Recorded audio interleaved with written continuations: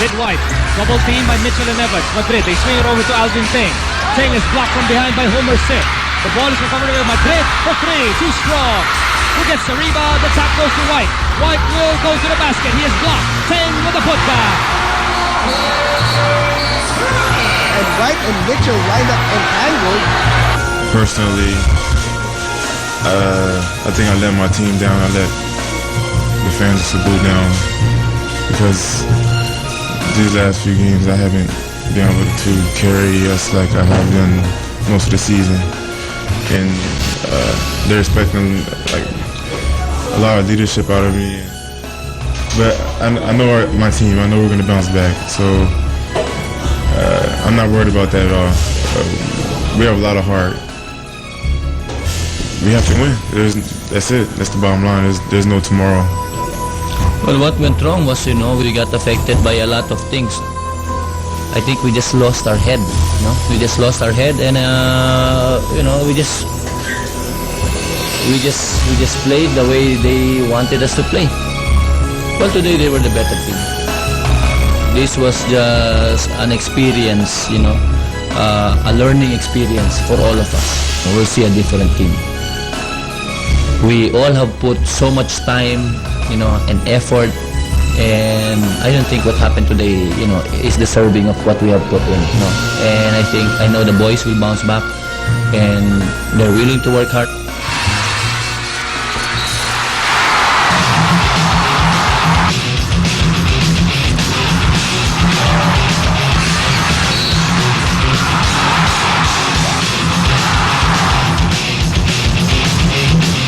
Ngayon, pinakita namin yung puso na will to win. Lahat ng 12 players, nagtrabaho lahat, gustong manalo. It's a different story, no? Parehas kami pagod din sila. Siguro mas advantage kami dahil nandito tayo sa home court. Kaya kailangan bukas kung ano yung pinakita namin yun, kailangan doblehin namin. Siguro hindi malayo makuha natin yung Southern Conference Championship. Jandel Cardel, Sid White, Romy De La Rosa.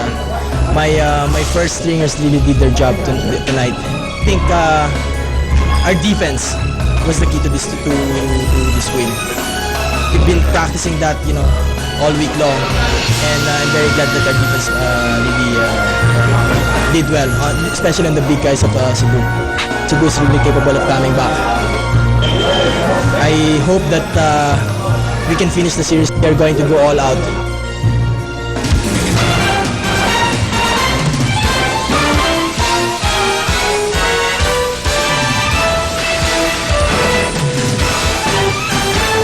Mayong hapon Cebu, mayong hapon Bacolod, mayong hapon Pilipinas. Welcome to the Jollibee MBA Southern Conference Finals. This is Game 4 between the Cebu Gems and the Negros Slashers. Negros hoping to finish the series before their rabid home fans. Cebu wants to bring the series back to the Queen City of the South. I'm Miko Halili with my partner for today, Coach Maniego. And hello Miko, and hello to everyone who has tuned in to what should be a day of reckoning here in the NBA for the year 2000. This could be the final game of the season for last year's finalists, the Cebu Gems, right now, and the Manila Metro Stars later on. But then again, maybe the champions' hearts still beat, and maybe a fifth game will still be in the offing for all four teams involved in the Jollibee National Conference Finals. But for the next 2.5 hours, all eyes will be focused here at the University of St. LaSalle Gym in Bacolod. Negros leading the series 2-1, isa pang panalo, and they will capture the Southern Conference crown. And they took that 2-1 lead yesterday because of the following numbers.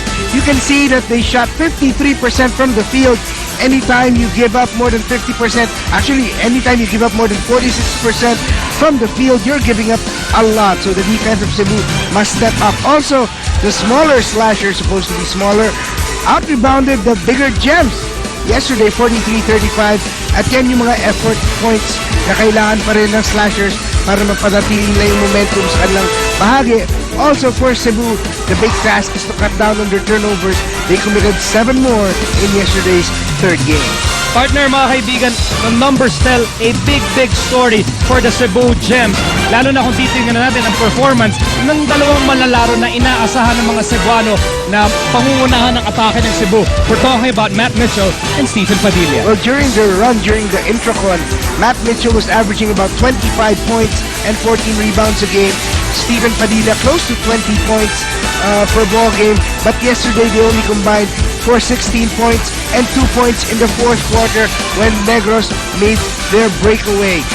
For this ball game, these two guys must step up and also get help from their teammates. But as we all say, they're superstars for a reason, and it must start from them, Matt Mitchell and Stephen Padilla. Well, sinabi na ni Coach Tonichi Ituri, he expects his boys, mainly Mitchell and Padilla, to bounce back at pakita talaga kung ano ang nagdala sa kanila dito sa Southern Conference Finals. We also saw Arnold Gamboa, who has been playing a terrific series. However, things are not falling into place for the Gems. Totoo yan, no? They really have to want it, this ball game. You know, that's one of the more important things.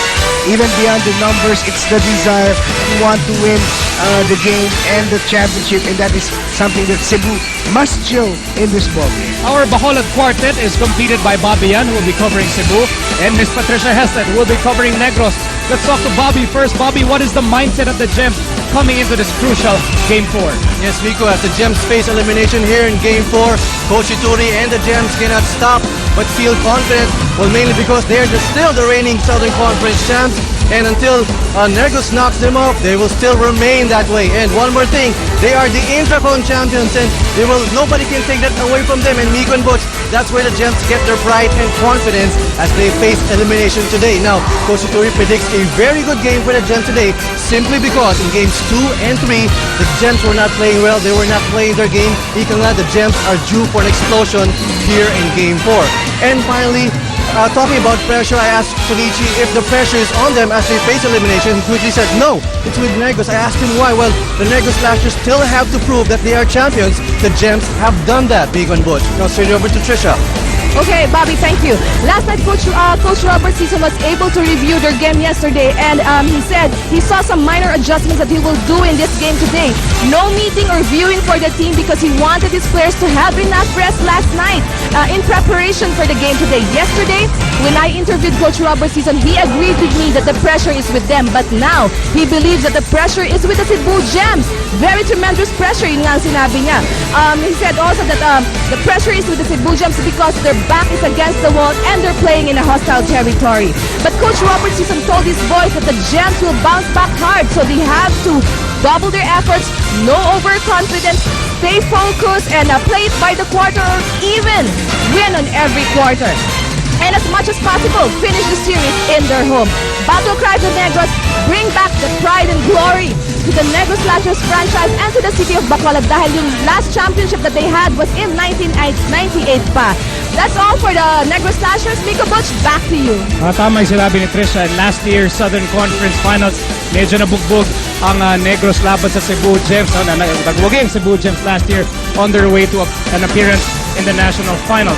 It is very interesting to note, partner, that both coaches feel same way, no? Ang sabi ni Tunisia, ang pressure na sa Negros. Ang sabi ni Coach Robert Season, ang pressure na sa Cebu. Oo nga, parang nagpapasahan sila. But in yesterday's game, John Cardell stepped up and led out the troops into battle, and also noteworthy the performance of the starters of Negros who have been underperforming since the Intracon Challenge, but medyo na-overshadowed na sila ng bench. But yesterday, Cardell with 19, De La Rosa with 16, and Alvin Teng with a double-double, 12 points and 10 rebounds, leading the way and setting the tone for that pivotal win in Game 3. Of course, Dennis Madrid, Sid White completing that 5 on the graphic. Sid White doing an incredible job filling in the shoes of injured star player John Ferrio. Jonathan Cardell, of course, the team captain, played through with a bad right ankle and still managed to lead all scorers for Negros. Let's look at our San Miguel Bravo Ram matchup, mga kaibigan. Chris Dennis Madrid, what a revelation dito sa conference finals alongside team captain Jonathan Cardell. Well, I'm sure for Dennis Madrid, the chance to play in important games which eluded him throughout his career with Batangas, getting the chance. While for Stephen Padilla and Matt Mitchell, they simply must do a lot more. 13 points for Padilla, 12 points for Matt Mitchell. That's not enough. Oo, kulang na kulang yan. Okay, although Arnold Gamboa is playing an impressive series, as you pointed out, his rebounds are down. Alan Sasan's numbers are up, but if you look through the Cebu lineup, Roy Lura is not producing, Kenny Evans is not producing. Kulang na kulang nga yung mga inaasahan dati nitong Cebu. At yun, kailangan lang mag-produce today or else it's sayonara. Guard number 12, Alan Sasan. And guard number 4, Michael Negros. Well, here's a huge surprise for Cebu. Mitchell's not starting. It's Gamboa, Se, Caliao, Sasan, and Mike Manigo. Now please welcome the starters for your slashers. That's number 6, Alvin Tang. Power forward number 21, Lena Lukata. Forward number 57, Romy Arusa. Big guard number 3, Jonathan Bartra. And point guard number 15, Maui Olua. Your slashers are coached by The starters for Negros, Renel Hugnatan, Alvin Teng, who had a double-double yesterday, Romy De La Rosa, Maui Ular, and team captain John Del Cardel. The same starting unit as they had in the previous game yesterday. I know, very important to opening minutes of the ball game, especially for the Gems to try and establish something that they will not give up the crowd easily.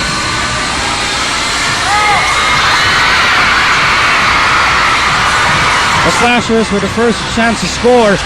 Welcome to the Jollibee MBA Southern Conference Finals. This is Game 4. Negros is leading the series 2-1.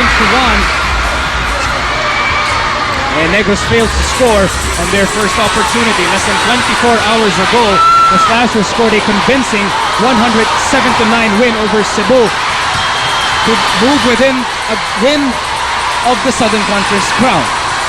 And a slot, of course, in the NBA National Finals. Good bounce for Mike Manigo. He gets the shooter's bounce. First 2 points of the game. I remember yesterday, Negros went off to a blitzkrieg. Very, very hot start. And there's a whistle. The officials for this ball game, John Manyosca, Albert Cruz, and Arman Buenaventura. I think it's also up for Cebu to try and meet some defensive goals. Walang binanggit si Bobby kanina, but I'm sure you'll get to it, na Cebu will probably want to limit Negros to no more than 20 or 21 points each quarter and try to limit their scoring. You have to understand, in this series so far, Negros has scored 100 points in each of their last 2 games, which were both slasher victories. And with their top scorers struggling, Matt Mitchell and Stephen Padilla, it's pretty hard to keep up with the scoring machines of the Negros Slashers. And Gamboa, who almost pulled off a defensive gem, loses the ball. Nanatili ang bola sa bakuran ng Negros. Nearly a minute has gone by dito sa ating first quarter. And do you have to say that this place is full, Nico? Well, I think the Heat can answer that question. Hewalar all the way down! Well, 2 blown layups by Negros in their first 2 possessions. Mike Manigo setting up the offense for the Gems. They're up by 2. It is very imperative for the Gems to establish momentum in the first quarter and not allow Negros to go on a hot start again. Gamboa with one on the shot clock, he will miss.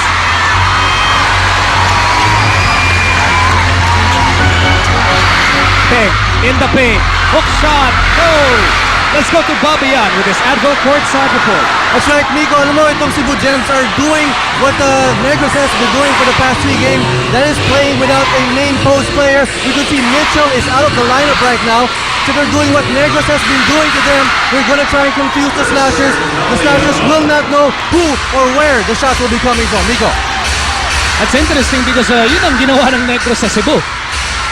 That was brought to you by Advil, the advanced medicine for pain. Alvin Teng, offensive rebound, trying to muscle his way through, and he manages to get a whistle. Well, veteran smarts on the part of Alvin Teng.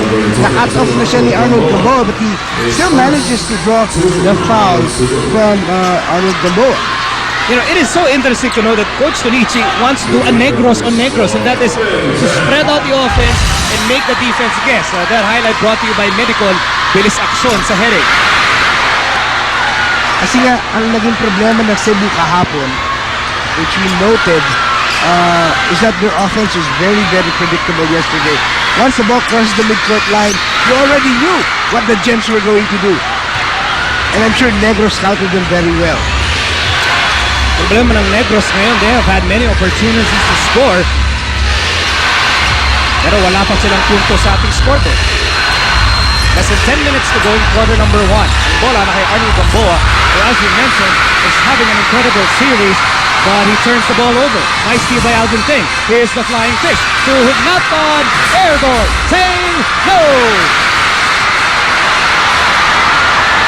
The Slashers have yet to score in this ballgame. And Cebu's defense has been holding up. It's 3 minutes have gone by, and it's turning out to be a low-scoring game so far. Manigo with a quick three! And Mike Manigo has 5 of the 7 points, quieting the crowd here in Bacolod. That's an Islander Sandals three-pointer. Islander Sandals, may kapal ng urig, may tibay ng urig. At sa kasalukuyan, nagpapakitang tibay ng dibdib ang Cebu Gems leading this ballgame 7-0 in the opening minutes. We're hitting 4 shots na masasabi natin na taken underneath the basket. Mike Manigo pulling the trigger on this Islander Sandals three-point shot. May kapal ng urig, tibay ng urig. Let's go back to live action. Slashers are down 7-0. Hugnaton in the paint and he gets fouled. Well, that time around, napansin ng Negros na nadidepensahan yung play na nanggagaling mula sa wing. So, that time around, trinay nila yung frontal attack to the basket. Ayun, bukas na bukas. At si Homer Se ang nahuling nagbigay ng foul. Panguna ni Homer Se. Pangatlong team foul ng Cebu Gems. The foul will send Reynel Hugnaton to a line. And finally, the Slashers are on the scoreboard. Well, yesterday, Negros was 21 of 26 from the foul line, 81%. So that's something that they must continue doing well in the series. Right now, they're 1 of 4. Calao on the right side. And they're looking for Arnold Gamboa. Calao, bounce pass to Gamboa against Alvin Teng. Gamboa shoots over Teng. Sabi nga natin, yung kumpiyansan ko si Arnold Gamboa, abot langit ngayon. 9-1, 8-point lead para sa Cebu as we listen to Patricia Hessler. Yes, that last time called by the Negros Slashers was napansin kasi ni Coach Roberts sa sinabihan niya kanyang mga players na huwag kayo manggigil, loosen up. Pag nanggigil kayo, mahihirapan tayo lalo makatira. Miko Butch? Well, Alan Sasan, trying to stick close to Jonathan Cardell. At yung sinabi nga ni Patricia kanina about yung panggigigil, is something that Cebu definitely capitalizing on. Alam nila nagigil ang Negros. Chris Hugnaton. Kaya nga miyembro ng No Fear Society itong si Reynel Hugnaton. Yes, you know, he is having a great series. 8 points, 8 rebounds per ballgame. Sa kasalukuyan, meron siyang 3 puntos. He owns all of Negros' points. A turnaround by Manigo will not work. Agawan para sa bola sa pagitan ni Welar, Teng at Calao. Cebu will have possession due to the privilege arrow rule. And Sasan will sit down for fellow shooter Rene Alforque. Here's that San Miguel Bravo Ram power play featuring Hugnaton. San Miguel Bravo Ram, malilimutan mo ang dati mong kagutkan. Sino nga ba yung dati nating kagutkan? Nakalimutan ko na. Sabi mo. Over 7 minutes remaining in quarter number 1. Gamboa with a bad pass. well, Mike Manigo was probably not where he was supposed to be. And he was the one who was telling Arnold, it's my fault. 6-point lead for Cebu. The Gems have their backs against the wall. And you can see here, Alforque really sticking close to John Cardell. Yung ginagawa niya, pinagpapatuloy niya yung trabaho niya sa San kanina. Cardel to Teng. Teng blocked by Gamboa. But as fast as get the ball, De La Rosa steps on the line and he will miss the shot. Homer set towers for the rebound. Agawan para sa bola. And it's going to be Negros ball this time. Every time Negros and Cebu play against each other, asahan nyo maraming mga enkwentro mangyayari of that nature. Players diving for the ball, scratching and clawing and slugging their way just to get the leather. Well, it has to be. There's a title on the line. Actually, it's Cebu's title that's on the line. Exactly. Hey, we saw the trophy earlier. Oh. Quite a piece of work. Ang tanong makikita ba natin yung trophy na yan mamaya after this ball game? As Hugnatan goes on a drop step and given a hard foul by Richard Calyao. First foul on Calyao. And that will send the Gems into the penalty situation. Here's that move by Hugnatan. At yan, maaasahan mo kay Calyao, no? Synonymous yung pangalan niya with the hard fouls. In fact, sa dictionary, hard foul. Yung trato ni Calyao yun. Calyao.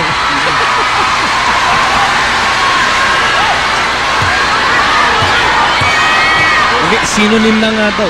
Synonym.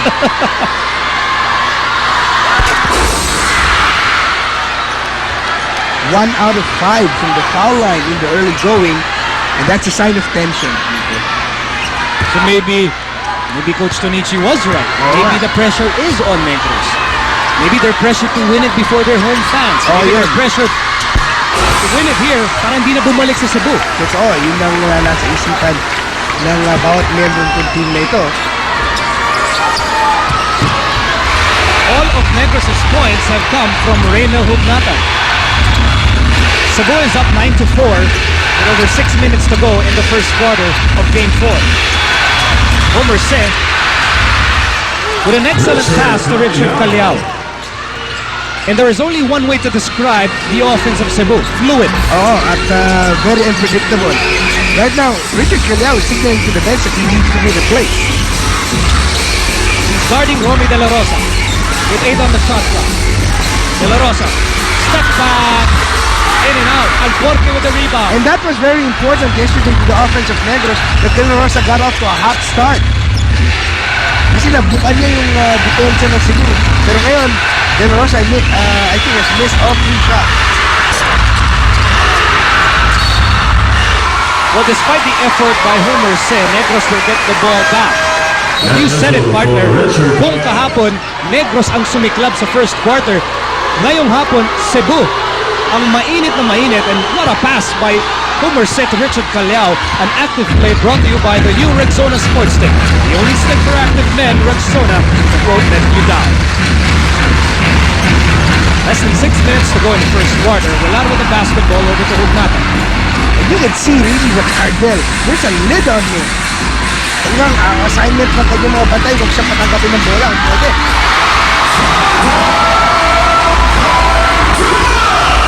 But you can't keep a player like Cardell from scoring all day long. Totoo yan. He finally breaks through for his first field goal. By the way, Matt Mitchell is already in the game. Alforque baseline attempt. And Hugnatan grabs the rebound. 3 rebounds for Hugnatan. Here's De La Rosa. Over to Hugnatan.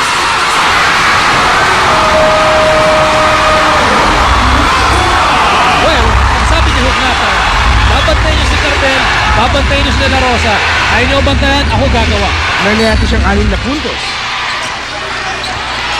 6 of the 8 points of Negros. Meantime, a foul is assessed on Alvin Teng, his first. That's team foul number 1 on Negros.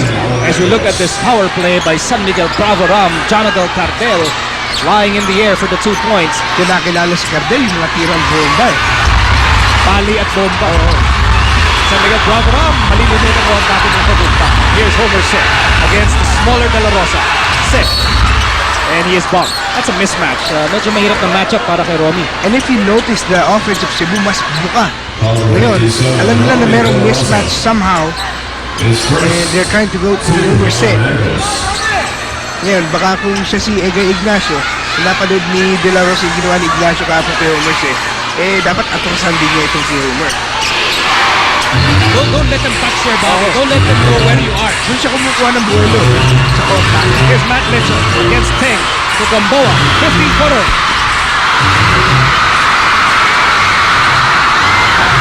The Gems get the ball back. They have a fresh shot clock to work with. The game clock reads 4 minutes and 23 seconds in the first quarter. Set to Alforque, and the reverse layup will work. And great movement off the weak side by Cebu that time. At talagang hindi natin malaman saan nanggagaling ang opensa. Pwede mong nanggaling kay Gamboa, nanggaling kay Alforque, nanggaling kay Manigo. It's a guessing game for the defense of Negros. Well, the Gems have really gone away from the predictability of yesterday's ball game. Well, Cebu correctly predicted what Cuellar would do in that offensive sequence. Gems are up 13 to 8. Ang bola na kay Mike Manigo, laban kay Cuellar. Over to Se, laban kay De La Rosa. Se backing up. Over to Gamboa. At illegal defense ang itatawag laban sa Negros. And if you notice in that last sequence, if you take a look first at Simeco steal. Cuellar was in no man's land, and that Simeco steal completed by Gamboa. Simeco, the faster acid neutralizer. Cuellar could not get the offense going, kaya pumasok na si Aldrich Reyes, who was an impact player off the bench yesterday. He had 7 points only the second quarter. And on offense, you expect Aldrich Reyes to isolate himself, to run the isolation for him. Say against Sid White. Say the drop step, and he goes up, and he was fouled. And Sid White telling Radio Hugnatan, easy ka lang, kaya ko yan. Foul is on Hugnatan. You see the frustration in Sid White. He's saying, and he can speak in Tagalog, right? He can say, huwag mo na ang tuluhan, kayang-kaya ko si Sid. Oo, pare. Oo nga. Kasi nakausap namin si Sid White nung kagabi, no? Ubas kami ni Bobby at dinner outside. And of course, you ran into Sid White. Of course. You always do. We always do. Yeah. Bacolod was a small play. Yeah. And of course, Sid White, after yesterday's win, very much in high spirits. At ayaw naman niya sabihin na kaya na nilang ipanalo today. All he could say was, they'll try their best. Saka hindi Tagalog na siya. Ano man kayo lagi niyang sinasabi, o hindi lang Tagalog na siya, alam ko.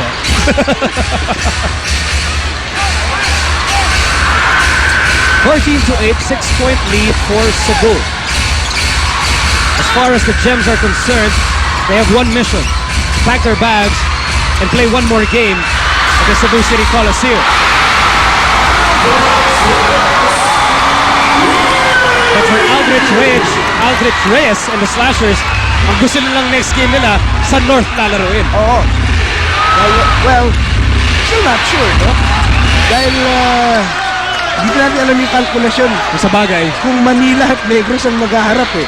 Ay, na mga talagang siguradong North. North nga eh.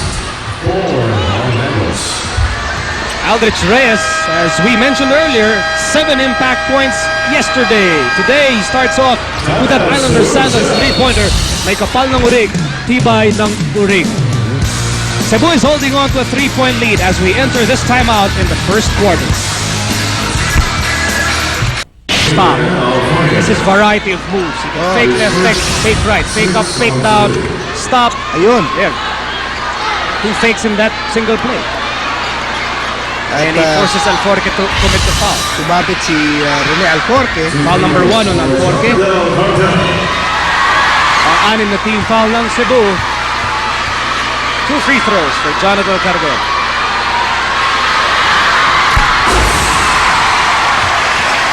Actually, deceptive yung score natin kahapon. No? This game was close for about 3 quarters. In fact, it was only a 2-point lead early in the fourth. Then all of a sudden, nakatulog ang Cebu at yung Negros na buhayan. At that's where we get 1 point yung lead at the end.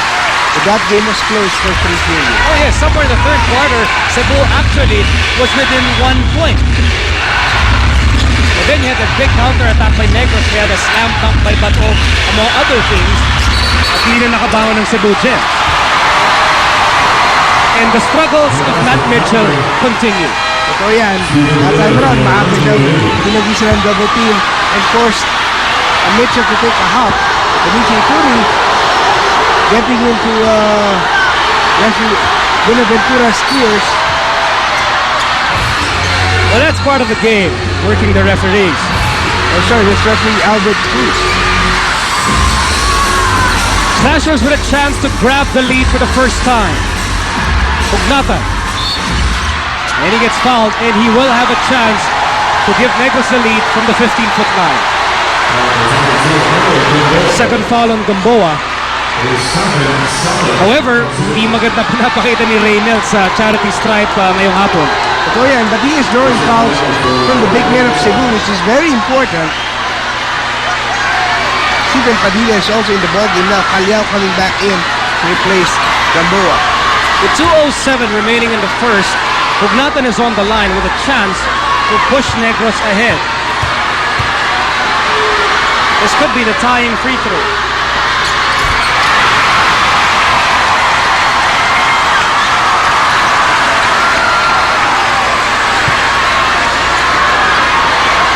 Bilib-bilib ang ginagawa ng big men ng Negros. Alam mong ginagawa nila, they're making us forget that John Friels is not there. Oo nga, totoo yan. And what's happening is that they're using their quickness instead of their power to get their offense going. And forget about Cebu's lead. Negros is now on top, 15-14. Less than 2 minutes to go in the first quarter. Calyao over to Matt Mitchell against Alvin Teng. 8 on the shot clock. Mitchell to Calyao, top of the key, offline. And look at Alvin get the rebound of Homer Seth. That was the story of yesterday's game. They were quicker to the basketball. Oh, but that's an offensive foul on the Slashers. Well, Sid White just gives Steven Padilla something to remember him by. Second foul on Sid White. Let's see what happens.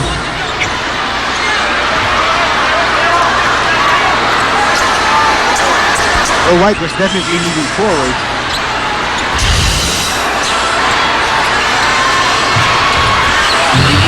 Cebu with a chance to regain the lead. Once again, turnover searching for Cebu. 6 na ang turnover sila, 2 pa lamang sa Negro.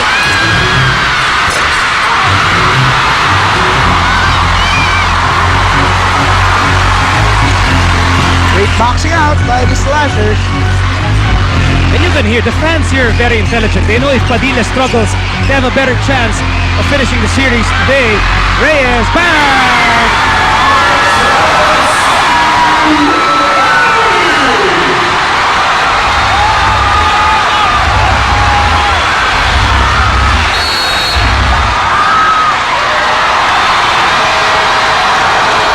With less than a minute to go, the Slashers have now grabbed the momentum.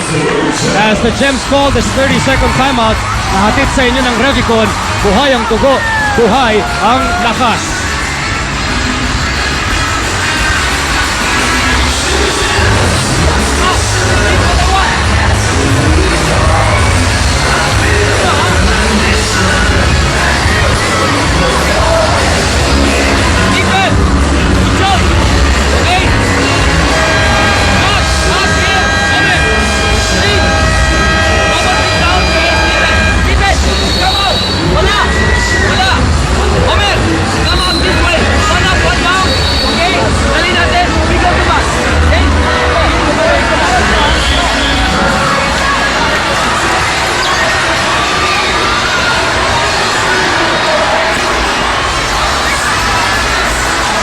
Partner, nakabangon ng Negros after that red-hot start by the Gems.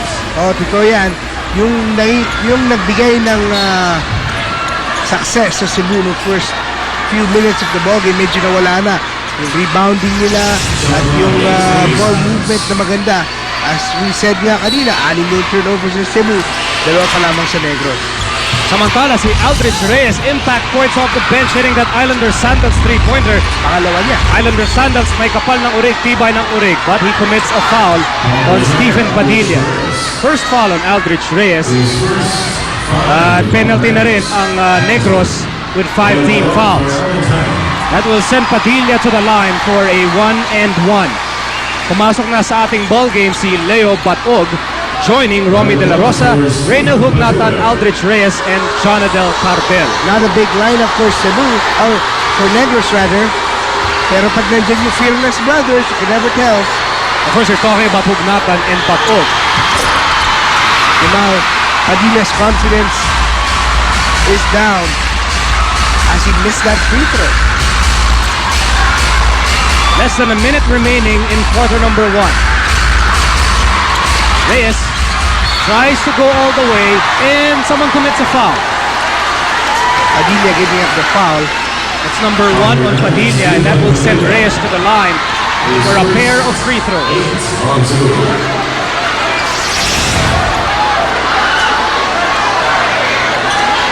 And once again, perennial problem Cebu. The Gems are not playing like the Gems. Masyadong iba ang confidence level ng backcourt ng Negros at backcourt ng Cebu. You can sense tentative si Stephen when he takes the shot. In contrast, players like Aldrich Reyes, Maui Relab, and Chris Dennis Madrid haven't shown hesitation in this series. Are so sure of themselves in what they're doing. Napakataas ng kumpiyansa. And right now also, one of the big advantages of Negros, the point guards, is that kapag pinasok sila, they know they can go full tilt. Dahil alam nila marami silang kapalit na capable. Yes, exactly. They go all out. And so far, Reyes is going all out with 8 points in this ballgame. Padilla. And finally, he scores. Well, yun lang ang pag-asa nilang ng Cebu, no? For Padilla to expose na yung weakness, defensive weakness ni Aldrich Reyes. De La Rosa was thinking about pulling the trigger, and he gets blocked by Calyao, who commits a foul. There's arm contact. Oh, Nico, this place is so noisy. You can hardly hear the referee's whistle.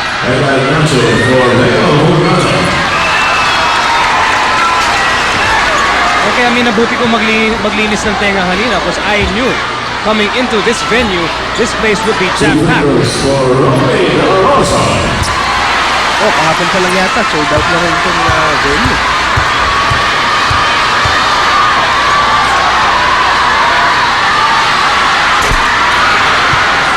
And this lead of Negros would have been a lot bigger if they had been making their free throws. You know what? Romy De La Rosa changed his shoes. Oo nga, no? He changed his shoes. Maybe pahiya.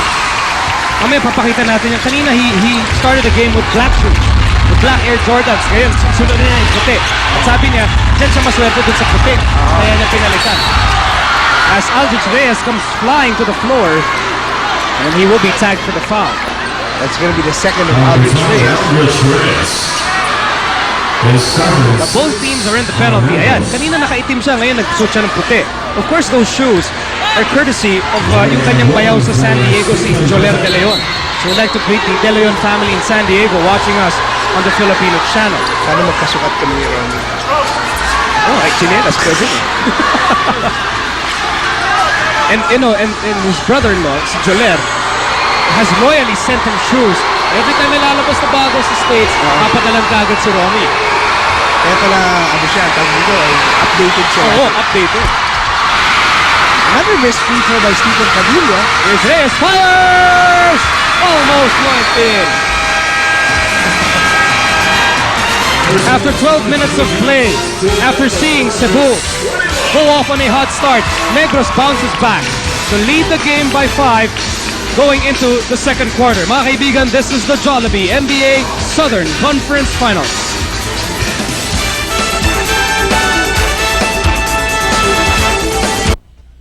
Immediately adding to the turnover woes of Cebu. This is the start of the second quarter, mga kaibigan. A pleasant Sunday afternoon from Bacolod, Nico Halili, Butch Maniego, Babian, and Patricia Hester. Bringing you Game 4 of the Jollibee NBA Southern Conference Finals. Alex Reyes is red hot. He already has 10 points here in the first half. Doing a splendid job as he replaces Maui Velada at the point. And now he's guarding Padilla, who gets away, who tries to pass to Alforte. Alforte, Lura is wide open. Lura is wide open. Negros gets called for the illegal defense. Pangalawa na po yan. That will send a Cebu Gem to the line for a technical free throw.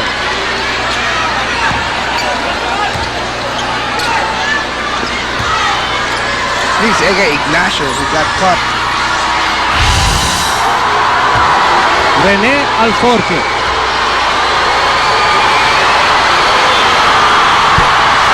Well, he was acquired to add outside firepower for the Gems. Not to mention he is a true blue Cebuano. But he misses the technical free throw that time. Hasn't seen much minutes this season. This Lura goes baseline, tries to go to Homer set. The steal by Batog. It's a Negros 4-on-1 fast break. And here's Ruben De La Rosa finishing with a layup. And now the lead is ballooned to 9.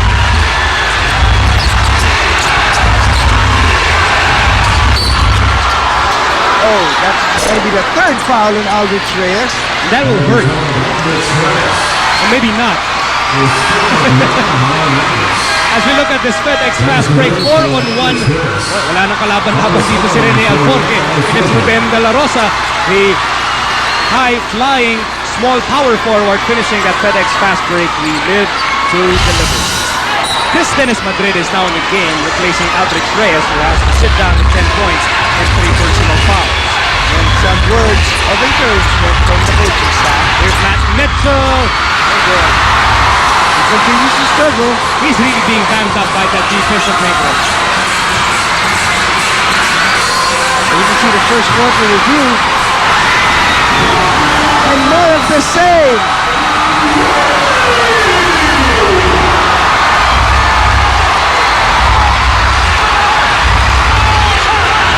The lead is 12.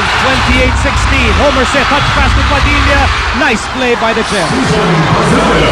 You also saw in the first quarter review that Negros only had 33% shooting in the first quarter. That is something that Cebu must continue trying to do. Ruben lost the ball. Lura and the Gems have it. Sion cannot chase the basketball. The Gems are now starting to take unnecessary chances.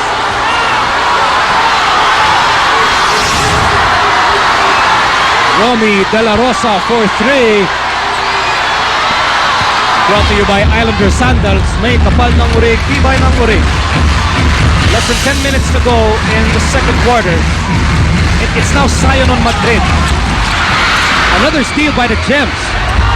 Well, that time around, you can Cebu talagang very aware na sa mga direksyon ng pasa ng Negros. Nababasa na nila, but they're having some trouble converting them into points. Lura, what about the 3? Goes all the way, no, short. Madrid has the ball. Negros, fast break in the making. Bounce pass to Ignacio. Ignacio to De La Rosa, and De La Rosa gets fouled. Well, hinabol na siya ng Mitchell.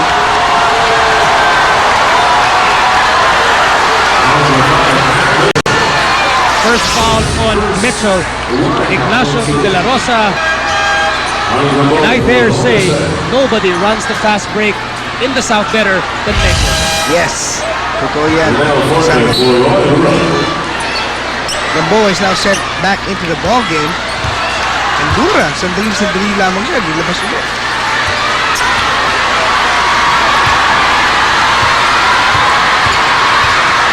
Four points so far para kay Romy De La Rosa. Make that 5. Wearing the lucky white shoes this time.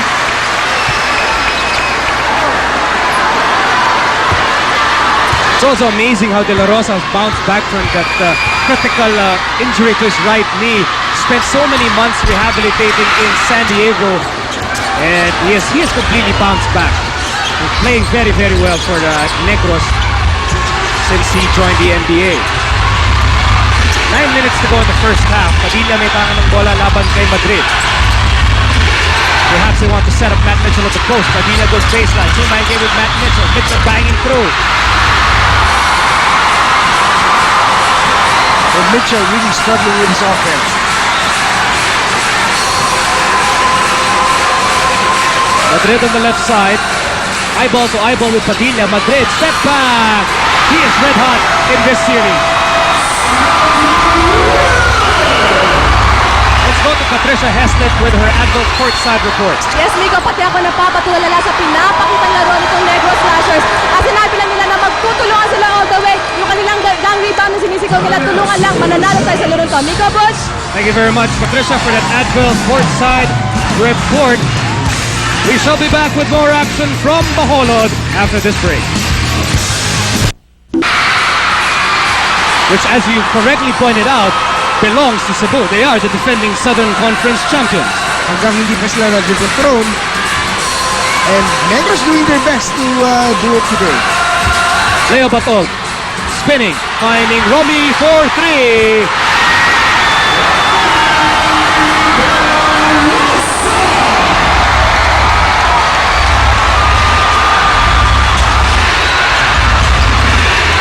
Okay, actually that was a long two-pointer para kay Romy De La Rosa. It's now a big 15-point lead for Negros. Padilla, right side to Alforque, in the paint, throws it up. Matt Mitchell is fouled. Mitchell is really becoming frustrated. On the other side, Negros, I think, had a point. They were calling for an illegal offense for, against Cebu na hindi tinawag ng mga referee. The foul was on Egay Ignacio, his first. As you look at Coach Robert Season, ayaw na niyang mag-impake pa. Ayaw na niyang sumakay sa, ano ba, ferry ba, aeroplano? Bakit may aeroplano? Aeroplano, okay. Ayaw na niyang sumakay ng aeroplano para pumunta ng Cebu. If they're going to ride the plane, it's going to either Manila or San Juan. Actually, Manila. Airport ko sa San Juan, ha? Figuratively speaking, of course.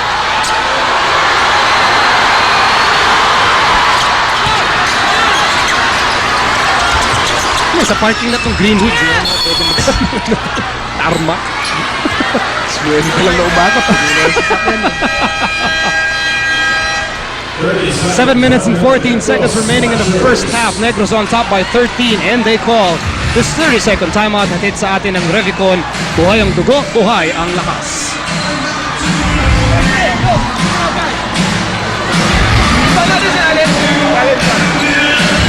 Okay, iba na bola!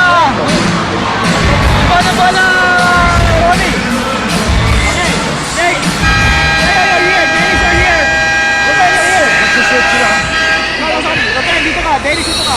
Dennis, skip, go, Ruben! Leo, skip for Dennis! Dennis, go! Go!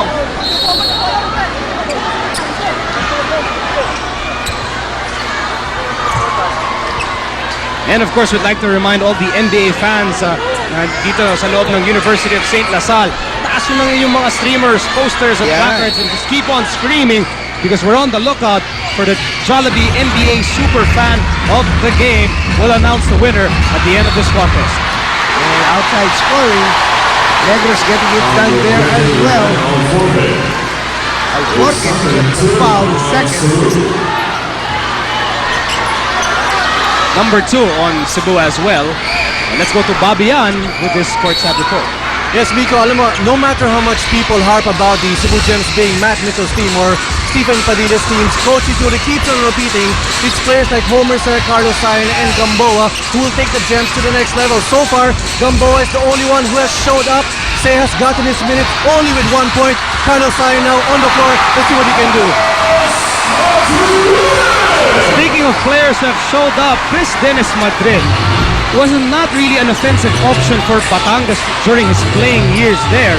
But in this series alone, he has become such a revelation. So yan, and right now, the series MVP of, well, the MVP of the series is known as the Negros point guard. Whoever it is that's going to be playing. Take your pick. Well, Matt Mitchell finally scores at the post. cut down Negros' lead to 13 points. Here's Ruben De La Rosa, double team to Baton. Ignacio is open. Romy is blocked by Gamboa. And Mitchell grabs the rebound for Cebu. Padilla on the attack. Padilla in the paint. Padilla with a looper and it rattles out. And right now, Cebu running their offense but not getting points. It is very heartbreaking for a shooter like Stephen Padilla to struggle this way in such a big ball game. Bato all the way. Great move by Bato to switch hands to get that basket off. Back to a 15-point lead para sa Negros. Sayang ang may tanga ng bola. Over to Mitchell. A whistle is blown. Ang foul ibibigay kay Leo Batog. Pang-una ni Batog. Pangatlong team foul ng Negros. Number 18, Leo Batog. His first three on Negros. Matt Mitchell. Look at the defense. I mean, kung makawala man si Matt Mitchell sa primary defender na si Batog, Ignacio is quickly there to help out. That was a San Miguel Bravo Rum power play. Malilimutan mo ang dati mong sagutan. Padilla down low to Mitchell. Mitchell, binabangga ni Teng and Batog. Here's Carlos Sion Jr. Hang time will not work. That time around, Mitchell getting the offensive rebound. And the Gems will have a fresh shot clock. Number 7, Carlos Sion. Sion will step out in favor of Homer Sip. Na isang manlalaro na inaasahan sana na magto-dominate in the paint, but so far it hasn't happened. So, Homer said really emerged here in the Intracon playoffs or the Intracon phase, but so far disappeared here in the Southern Conference playoffs.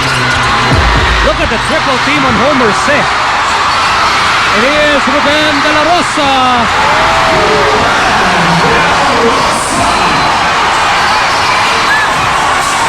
4 points for Ruben De La Rosa. At mga natagpuan na muli ng Negros ang kanilang opensa. Here's Sip at the block. Over to Gamboa who bubbles.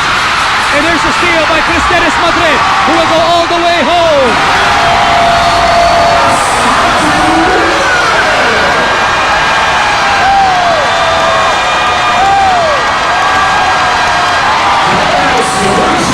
Buhay na buhay ang mga Bacolod doon sa loob ng University of St. Lazal dahil buhay na buhay ang running attack ng Negros Slashers. We have this time out. Oh, tama. Diba? At halftime, we'll bring you, but before that, let's check this FedEx fast break. And Ruben De La Rosa will have an easy layup. FedEx, we live to deliver.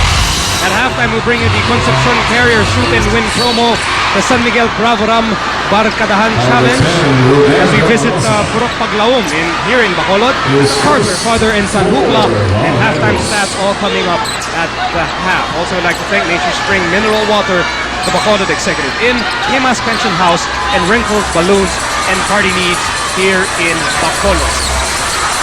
Mike Manigo with the basketball. The Gems are down 41-22. Offensive foul on Homer Sip. And everything going wrong for Cebu. Kung ano man yung pwedeng magkamali o maging masamang mangyari ay nagaganap para sa Gems. Mga kaibigan, lamang na kaninang Cebu 9-1. They had a red hot start tapos bumangon ng Negros. So since that time, they have been outscored 40-13. Absolutely. Many thanks to the impact plays of Batog, who just lost the ball. Here's Alforque, who will be fouled. Fast break points advantage by Negros here in the second quarter, 9-0. Points of turnover, 6-0. And assists, 5-1. Second foul on Ruben De La Rosa. And that's the 15th foul of Negros. 1-1 para kay Rene Alforque. Cardel is back in the game. Widowed Maui Ular. As Ruben De La Rosa and Dennis Madrid sit down. So Coach Robert Season is getting the most from his bench. From everybody he's building in.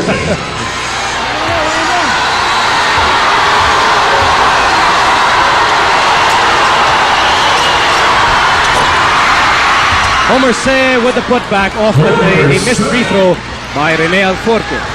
Or maybe that'll get Homer Say going in the right direction in this ballgame. Full court press ng Cebu na dali-daling sinira ng Negros as De La Rosa misses, but Leo Batog is there to save the day. Well, nung na-break ng Negros yung press, it became a 3-on-1. And Homer Say just could not defend the basket by his lone shot. 4 points para kay Batog. Manigo laban kay Wala. Manigo to Alforque, who waits and who scores. Very patient. Si Alforque, who now has 4 points. At si Allen Sasan, nagbalak sanang palitan si Pitcher Alforque, ay bumalik muna sa bench. The lead is still 17, and Cardel has the basketball. Tap out by Alforque. Ball will stay with Negros. Romy De La Rosa will sit down in favor of Sid White. Sid White, you know, game in and game out has produced. In game 2, he had 17 points and 11 rebounds. In yesterday's game 3, 15 points, 4 assists. Cardel for 3. What's also amazing about White is that he does it in not so many minutes. Actually, kapon, in 21 minutes, he scored 15 points. Oo, ganun nga siya eh. Hindi siya kailangan magbabad para maging effective. Mitchell to Alforque. Mitchell gets the miss. And anytime Mitchell gets the ball, asahan nyo, tatlo lagi nakasampay sa kanya. First foul on Velar. That will send Mitchell to the line. Ito, Mikey, that's offensive rebound. Mitchell getting it at yun nga. Automatic. Once he gets the leather, kahit siguro nasa half-court line siya, as long as once he gets that ball, the instructions to the Negros players are, putakte, paligiran si Matt Mitchell. And what that is doing, it's making Mitchell struggle for every point, for every rebound, for everything. Okay, pero nga siyang ang feeling ko nga itong Negros, sabi ni Coach Robert Season, o si Mitchell lang sampayan, lahat kayo sinampay.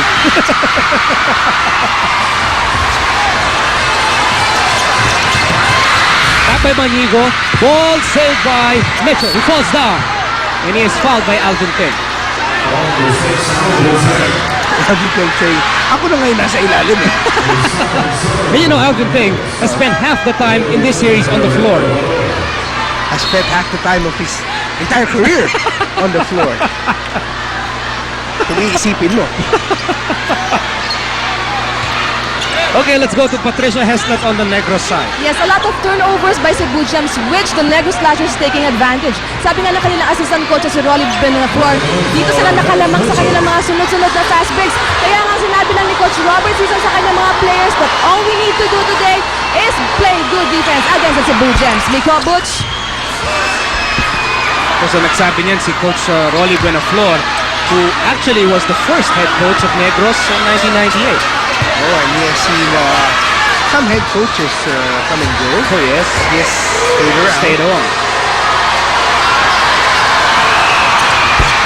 Parang kami yun eh. Local hard court hero. Dito, legend, no? Dito sa Bacolod.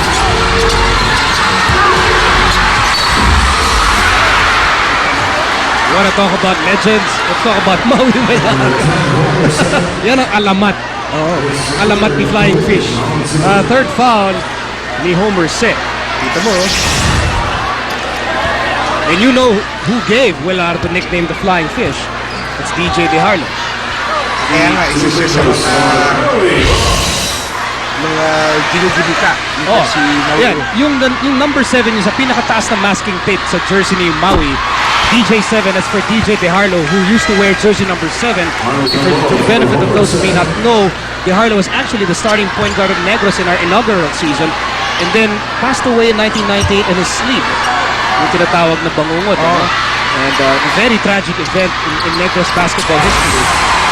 Tapos yung mga iba pang nandun, si JT is Jack Tanuan, original team captain of the Slashers. And of course, yung isa yung JF22, John Ferriol. Oo.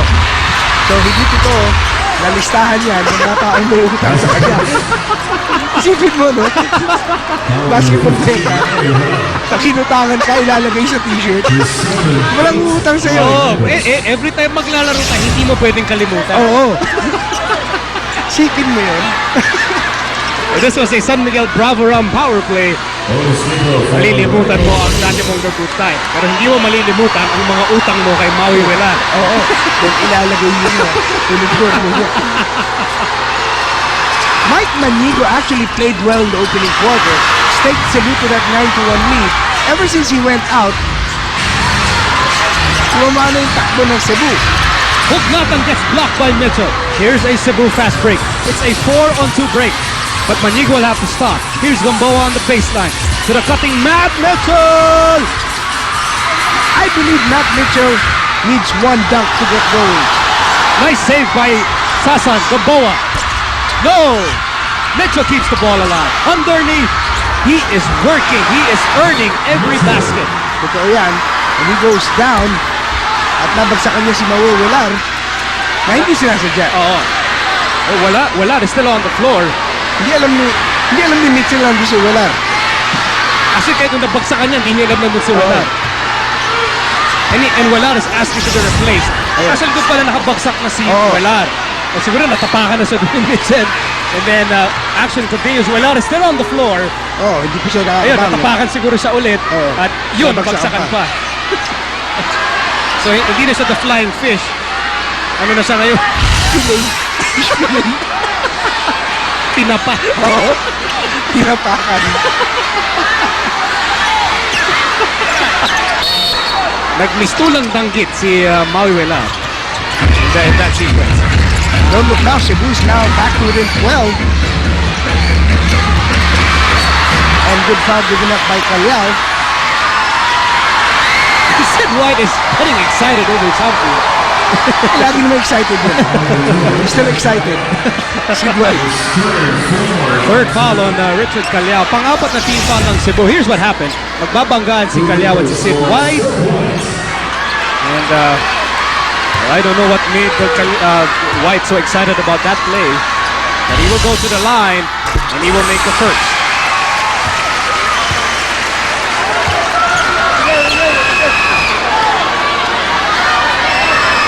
By the way, nakita namin si Sid White, isang sikat na Japanese restaurant dito. And of course, Bobby and I would like to thank the owner for treating us to a sumptuous dessert. So, makakagandog siya. So, umpisa pa lang. Natulog ka kagad. Oo nga. A minute and 24 remaining in the first half. And turnover by the Gem. And Boa had the ball go off him.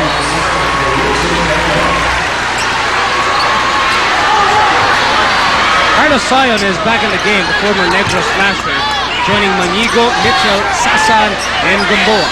It's Velar, Hugnatan, Cardel, Teng, and White for the Negros 5 on the floor. And what an inbound play by Negros, catching the Cebu defense by surprise. And Velar doing a great job of not allowing Mike Manigo to get the ball. And I'm sure he's also making some noise. 15-point lead by Negros. Ang bola na kay Manigo laban kay Velar. Ito the shot clock. Manigo, what a move! Sabi ko, ang lakas ng loob kong lokohin. Kala ko may tutulong sa likod ko eh. Less than a minute to go. Lead is down to 13. Cartel has the basketball against former teammate Alan Sasan. The pick by Teng. And Cartel goes to Velar. 8 on the shot clock. 37 on the game clock. They're trying to go to the mismatch and Hugnatan gets the basket. And Hugnatan was the open man of that play. And Velar is now trash talking with Mike Manigo. 23 seconds to go in the first half. Mamaya hihingi ako ng isolation dyan si Maui Velar. Here's Mitchell, crossover move, trying to go all the way, but the defense was ready. Tumatakbo ang Negros, led by Velar. Here's Teng on the left side, guarded by Gamboa. Teng, drop step, faking, firing, he will go to the line.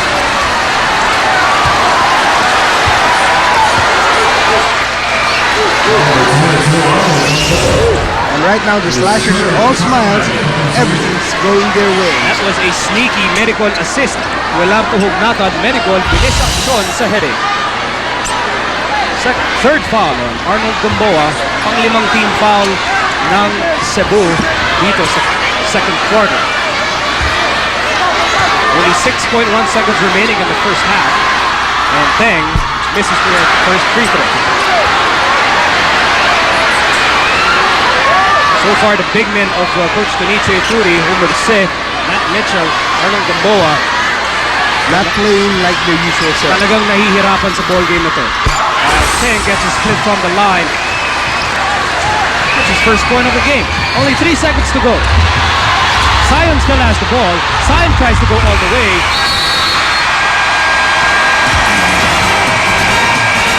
And after 24 minutes of action, the jam-packed crowd inside the University of St. Lasal is enjoying a 51-35 lead built by their beloved Negros Slashers. So much in store for you at the half.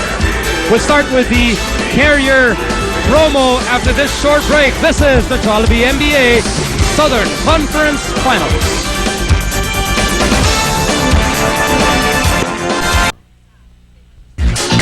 This portion is brought to you by Concepcion Carrier Air Conditioning Company. Good afternoon, MBA! Mayong hapon Bacolod, maayong hapon po dira sa Supo. Welcome sa ating shoot and win game dito sa MBA. Hatid sa atin ang Concepcion Carrier Air Conditioning Company. Ngayon, to find out who's gonna be a lucky entry to join us sa ating family shootout, watch this VTR.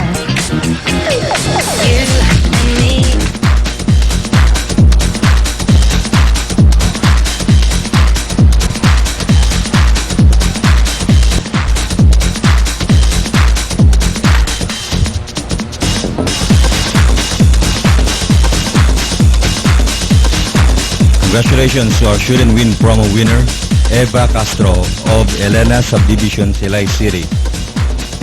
Product purchase is Carrier. Dealer branch is Appliance Centrum. Congratulations.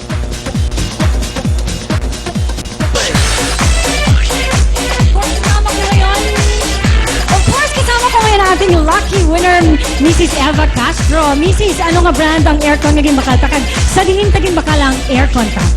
Carrier sa Carrier! Since nagpakaga Carrier, this is 1,500 for you. Congratulations! And of course, sa ating family shootout, each of the family member will have 2 attempts sa mga designated spots. Each basket made is worth 1,000 pesos. So, Mrs. Castro, umpisa na natin. We'll start off with the first shooter of the family. Nako, ang liit. No, kagamayigid. Pwede siya pwede natin buhatin kasi masyado siya maliit. Ayan, palakpakan kamay na Abby ang first shooter of the family. Ay, why pa? May isa ka pa ka-chance. May isa pa. Hinay lang, hinay. 1,000 pesos? Ay, it's okay. We'll move on to the next member of the family. Okay, Mrs. Castro. 1,000? No, we'll try another one. Basi this time, masulod. There you go, 1,000 for you. Next member of the family. Nene. Okay. Wow, 2,000 for the Castro family. Let's move on to our next shooter. Abi, tanawon tapon mahimo nila 3,000. Yep! Wow, the Negros Slasher man. Train ba? Okay, our last member of the family. So that's 3,000. Let's see kung mahimo natin 4,000. 4,000? Yep! Congratulations! 4,000 for the Castro family. And of course, i-award natin yung 4,000 to Mrs. Castro. Here we go. 1,000, 2,000, 3,000, and another 1,000. That's 4,000 pesos. And of course, bago natin simulan ang players shootout, we would like to acknowledge our DTI representative, Mr. Rogelio Gapusan. Siyempre, hindi pa dyan magtatapos ang ating exciting round. Next round natin will be joined by one of the players of the Slashers, none other than Judge Primero. Palakpakan natin para mag-shoot ng 5 times sa 3-point area. Each basket made is worth 2,000 and syempre paghatian nila ng member of the family at saka ni Judge Primero. Okay, take your time, 5 attempts, 2,000 per basket made. Okay, 2,000 coming. Let's see. It's okay. You have 4 more chances. Take your time, Judge. Paramin natin yung pera ni Mrs. Castro, ha? Okay? There you go, there you go. Whoa! Was it basket? Almost basket. Okay, next one. What? 2,000. 2 more chances, Judge. Okay. There you go, there you go. Whoa! 4,000. One last try. Let's see kung magagawa natin 6,000. 6,000? Oh, muntik na. It's okay. 2,000 plus another 2,000. That's 4,000. Huwag ka muna umalis, Judge. This will be awarded to them by Mr. Fred Montibon, Sales Manager, Appliance Centrum. Sir, paki-award lang yung ating 4,000. Paghatian nila yan, so that's for 2,000 each. There you go. Congratulations. Mrs., ano po masasabi natin? Thank you sa MBA at saka sa career. Thank you and congratulations, Judge. Ano? Sisiguradan mo natin bababa yung balloons na yan mamaya. Bababa na yung balloons mamaya. Abangan nyo. Congratulations and more power to Negros Slashers. So kayo dyan, bumili na ng Kelvinator, Carrier or Kundura Aircon at makishoot na rin dito sa Win and Shoot and Win dito sa MBA. This has been Joanne Visitacion. Enjoy the rest of the game. Good afternoon. This portion was brought to you by Concepcion Carrier Air Conditioning Company.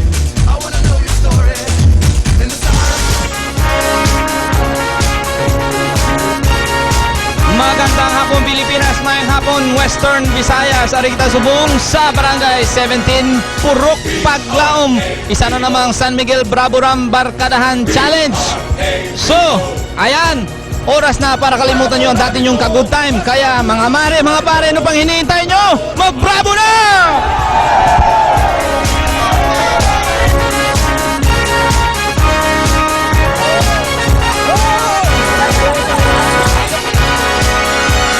Umilisipando ng buting mga bravo para banatan ng barkada ang bravo.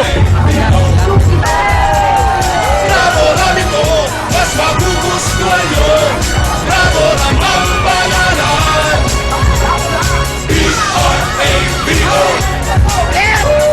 B-R-A-B-O.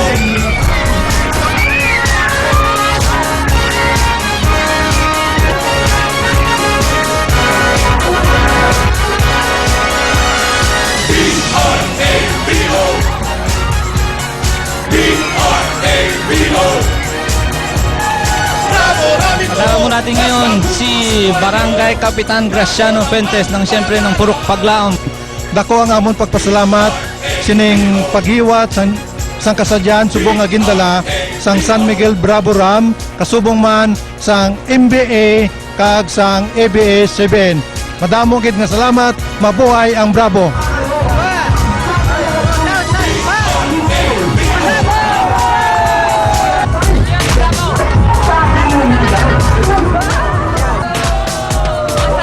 Ayan mga higala, isa na ng barangay ang napasaya natin siyempre hatid ng San Miguel Bravo Ram Barkadahan Challenge. Kaya abangan nyo kami sa iba pang mga NBA venues nationwide. Kaya ano pang hinihintay nyo? Kalimutan nyo ng dati nyong ka-good time. Mag-bravo na!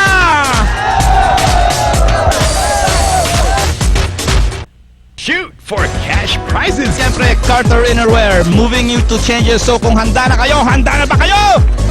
Simulan na natin.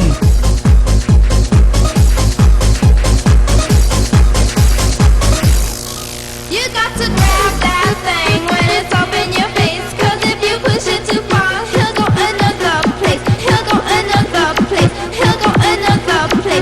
You got to grab that thing. You got to grab that thing. Yes, nung Jolie para sa elimination round, 1,000 enseguida, and siyempre, Carter na gift packs. Congratulations! We now go to our jackpot round. Ready? Get set, go! Isa! Wala lang! Sige! 2,000 pesos! 2,000 pesos! Magkakayahanin nun, Jolie! Ikadua! Patay! One more! One more!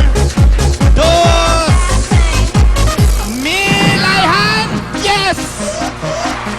they hit the jackpot, ladies and gentlemen, 2,000 pesos. Okay, Manong Jolly, kamo ang sa jackpot yapon additional 2,000 pesos sa inyo. Congratulations! There you have it, ladies and gentlemen, and we would like to acknowledge the presence of our DTI rep, Mr. Rogelio Gapusan. Well, maraming salamat sa lahat ng sumali at hanggang susunod na MBA Carter Father and Son Hoopla, hatid sa atin ng Carter Innerwear. Moving you to changes, this has been John Arceo. Peace! This portion was brought to you. Mula rito sa University of St. Lasal, of course, I'd like to thank local talents, yung mga broadcasters natin dito sa Bacolod, Joan Visitacion and John Arceo for helping us out in our halftime promos. And now, let's go back to this ball game. Halftime po natin, lamang na lamang ang Negros Slashers, 51-35. That's a big 16-point lead in a crucial Game 4. Totoo yan, Nico. At alam nga natin ang nakataya dito sa laban na ito, ang korona ng Cebu Gems bilang hari ng Timog or ng Southern Conference. At they only have one quarter, or rather one half left for 2 quarters to try and keep that crown. At alam mo, tignan natin yung mga numero na likom natin itong first 2 quarters of play. Kung ano yung naging problema ng Cebu nung Game 3, yun pa rin ang problema nila dito sa Game 4. At nadagdagan pa ito ng free throw shooting na medyo sumama. Well, speaking of numbers, before we look at the halftime numbers, let's look at the numbers in terms of voting sa ating Rexona MBA Super 5 promo. Sa kasalukuyan, ito ang mga manlalaro na nangunguna in the North. Romela Ducol, Alex Crompton of Manila, who will both see action later. Nangunguna dyan along with Jeffrey Flowers of Laguna, Bong Alvarez of Pasig Rizal, and Peter Martin also of Manila, rounding out the top 5 as far as the North Conference is concerned. Dito sa South, Vince Hizon of Iloilo is 1, and then John Triols follows at 2nd place. Joey Santa Maria is 3rd, also of Iloilo. Felix Bilan of Davao is 4th, and Matt Mitchell of Cebu is 5th. And now let's look at the overall tally sa ating NBA Rexona Super 5. It is Compton, Hizon, Ferrios, Aducol, and Alvarez completing the 5. So manatili lang manood ng NBA at patuloy lang na iboto ang inyong mga paboritong manlalaro para makasali sila sa ating NBA Super 5. Halftime numbers, partner. Ito ay sinasabi natin, Negros continue to shoot well from the field, 55%. And Cebu, only 46% from the foul line, so lalo lumalaki yung problema na doon. Turnovers, problema pa rin ang Gems, 12-6. And points off turnovers and fast break points completely dominated by the Slashers. First, we're at halftime of Game 4. If the Slashers win today, they will reclaim the Southern Conference crown and they will be headed sa ating national finals where they will face either San Juan or Manila. At ito, isa pang mensahe, hindi lamang para sa Slashers, kundi sa lahat ng dapat maratingan ng mensaheng yun. That was, of course, written by one of the diehard fans of Negros dito sa malapit sa atin, dito sa panel near courtside. And bago tayo magpatuloy, mamaya nga, Game 4, hour of reckoning din para sa defending champion Manila Metro Stars. Chris Calagio kontra Alex Compton, San Juan kontra Manila para sa Game 4 ng Jollibee NBA Northern Conference Finals. San Juan hoping to finish it in San Andres later this afternoon. We will be joined by Seb Sarmenta, Danny Francisco, JC Gonzalez, and Ria Panwatko. In this side of the country, Nico Halili, yours truly, Nico Halili, with my partner Butch Maniego, the courtside reporters of Babian for Cebu and Miss Patricia Haslet for Negros. Nagsimula na po ang ating second half. And first field goal belong to the Gems. Napunta sa panig na Cebu. Let's see. I wonder what kind of wake-up call Coach Vince Ituri gave his boys at halftime, but it should hopefully work for them, or else it's the end of the long road for Cebu. Well, actually, tuman dito sa atin si Babian right before assuming his post at the Cebu bench, and he said that there was only one way to describe yung dugout ng Cebu at the half. Tense.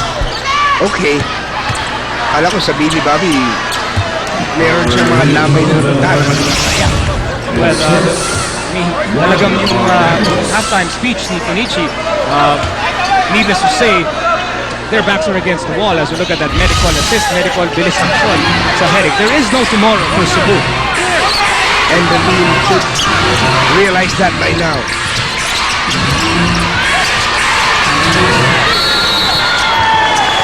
Because the way Cebu has been playing, right after they went off to that red-hot start, they're playing as if they can afford to lose this game. Right. They're playing as if meron pang isang game para makabawi. But in reality, There's none. there's not. In reality, they have to win this game just to force a Game 5, just to bring the series back to their home court. And of course, that's easier said than done. Yung Bacolod, ang sabi ni Romy De La Rosa, next time sasakay ako ng aeroplano, gusto ko biyahing Maynila. Yun nga. And Negros is certainly playing that way. They're playing as if they want to win the title before their die-hard home fans. Oo.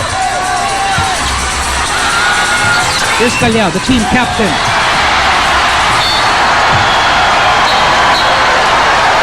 Oh boy. And this is not the way to start the third quarter if you're a team like Cebu. That's down by a big margin. Now, unlike Negros, now you would think would be starting off on a relaxed note. They're red hot. Romy De La Rosa hitting that Islander Sandals three-pointer, may kapal ng urig, tibay ng urig. De La Rosa faking to Madrid. Madrid baseline jumper, too strong. Lamboa gets a rebound. Let's go to Babian with his advert courtside report. Figo, talagang hindi lang tense, pero talagang we could actually say low morale ngayon ang Cebu Gems at halftime.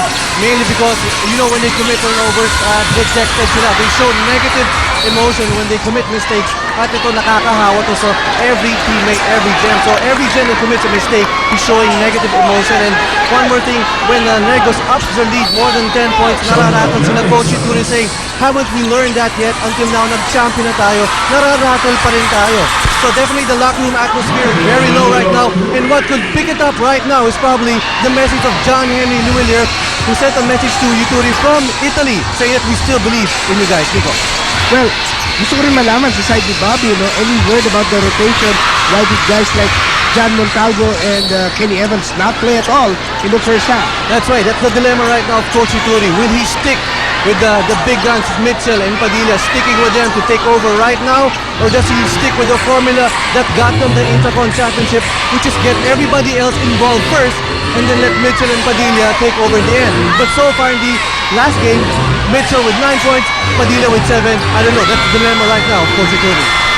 Well, you're absolutely right, Bobby, as we thank Advil for bringing us that update. Advil, the advanced medicine campaign, and certainly Coach Shinichi can use maybe a couple of Advil tablets or capsules dahil nahihilo na siya sa kanyang kailangan gawin upang pigilin itong pagkulusok ng Negros Slasher.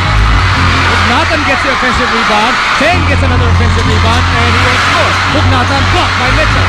But Negros still has the ball, and they have a fresh shot clock. Alam ng Negros, hindi kailangan magmadali. 8.5 minutes remaining here in the third period. Madrid laban kay Calao. He shoots over Calao.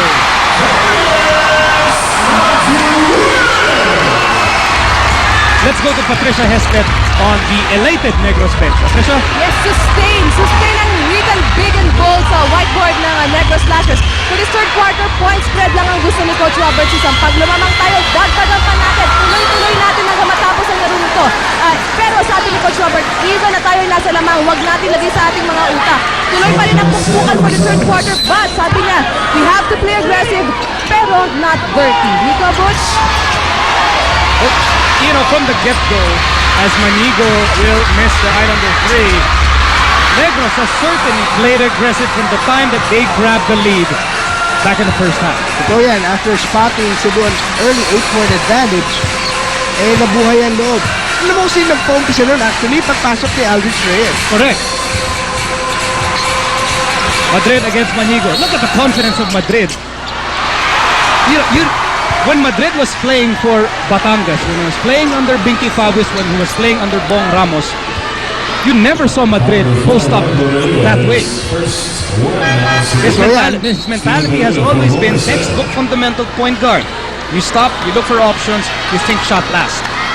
But in this series, lumalabas yung laro niya sa Adamson when he was playing in the UAAP. And that is an effective gunner at the point guard spot. Totoo yan. And really, yung maturity ni Dennis Madrid, big contributory factor to the success of Negros.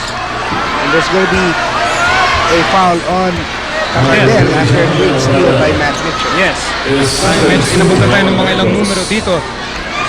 The two stars, as mentioned by Bobby, nahihirapan ngayon si Coach Tonichi as to what to do. Do you stick to your top guns, Matt Mitchell and Padilla, especially with their numbers? I mean, look at the progress of Mitchell in the series. Game 1, 9 points. Game 2, 18. Balik sa 9 points in Game 3. Today, so far, only 6. Stephen Padilla, Game 1, 18. Game 2, down to 14. Game 3 yesterday, down to 7. Today, only 4. So talagang mga inaasahan ng Cebu, right now, hindi pa nagpo-produce. At pati yung mga kasama nila ay naapektuhan. But one guy who really did play well for Cebu was Mike Manigo. And our Gamboa, who misses that attempt, loose ball foul on the floor on Callao. Number 4 on Callao.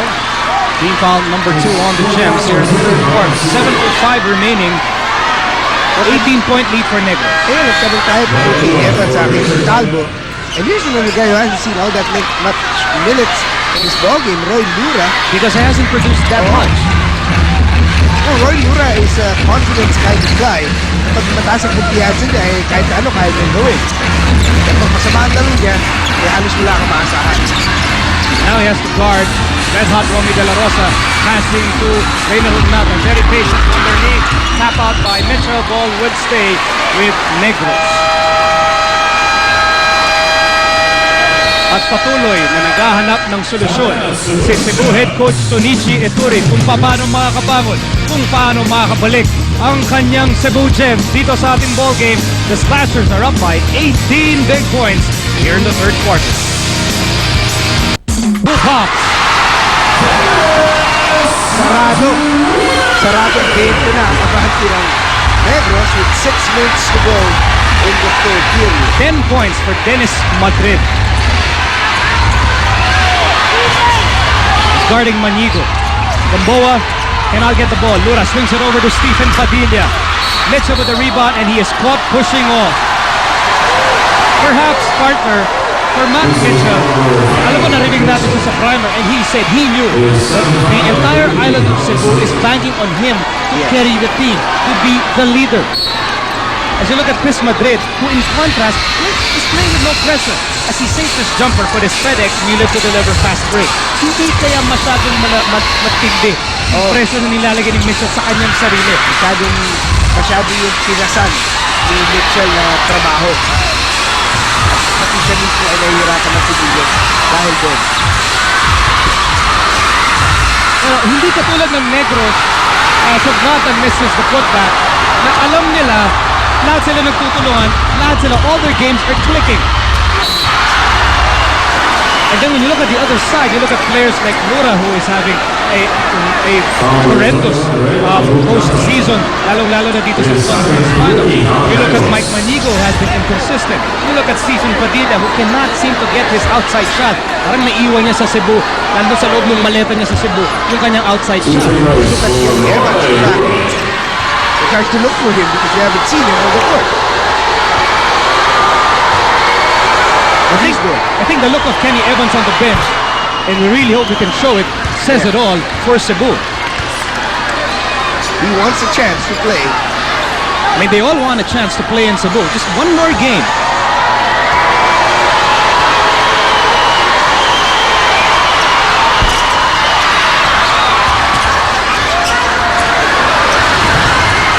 To make matters worse, Cebu is a team that relies on what the positive things they do on offense. Tapos mahahawa na yung defense. Pero right now, wala pong ginagawa sa kanila depensa. It's still a 19-point Negros bubble. Padilla. He is looking, he is searching for his offense. Gamboa, turn around, no goal. And that time around, minadali pa ni Gamboa yung tira, and nothing is going right for Cebu once again. And look at, watch Negros speed up the clock. Actually, very settled yung pag-shift nila sa mode lane. And now they know na lamang sila sa oras. A miss there by Madrid. Here's Padilla speeding things up. Bounce pass to Lura, who fakes, who misses. Partner, remember yesterday you said Cebu had the shots pero may halong malas. It's the same thing happening today. Yes. Ganun din, but well, Slashers not doing themselves any favors by rushing some shots also. in the last couple of possessions. First foul on Roy Lura, fourth team foul on the Gems here in the third quarter. Lura with the foul. Pinulak niya si Reyna Lugnatan. But still, as you mentioned, that was not a good shot to take. And bad news for Cebu, pumasok na muli si Aldrich Reyes at si Ruben De La Rosa, two men responsible for that big breakaway in the second quarter. Totoo yan. And now, Robert De La Rosa also joins him on the sidelines. The rest of his teammates on the sidelines, pumasok si Sid White para sa kanya. Perhaps kailangan natin paalala, Negros is dominating Cebu with John Friols injured out of the series with a broken thumb. Third foul on Ruben De La Rosa.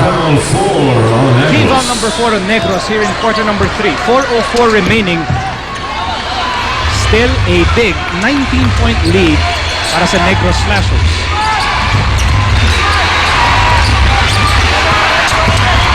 Padilla finally getting away but blocked from behind by De La Rosa.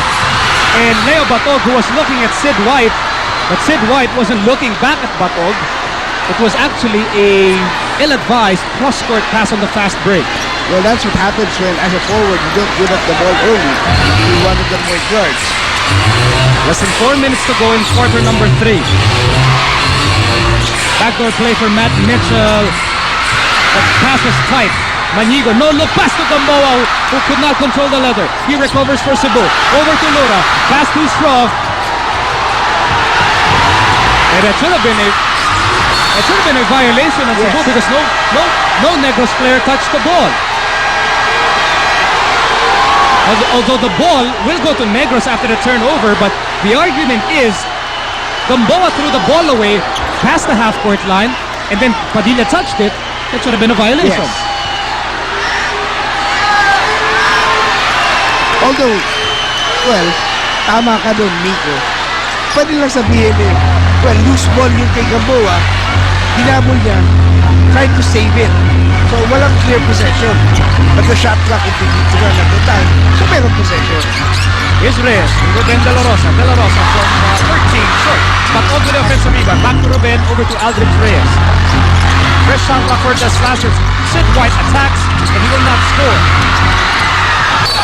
And Ruben De La Rosa almost crashes into Babian. And the ball will stay with Negros.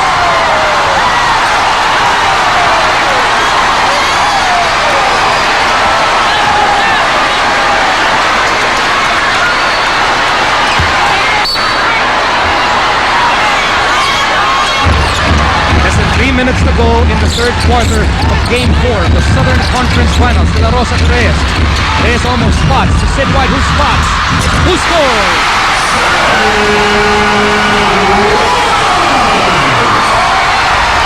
And it's a 21-point lead for Negros. The Gems are nowhere to be found. At least that the Cebu team we saw wreaking havoc during the Infocon. Lura. He will not shoot. He goes to Mitchell with 3 on the shot clock. Mitchell spins off the glass, too strong. Hook knocked on with a rebound.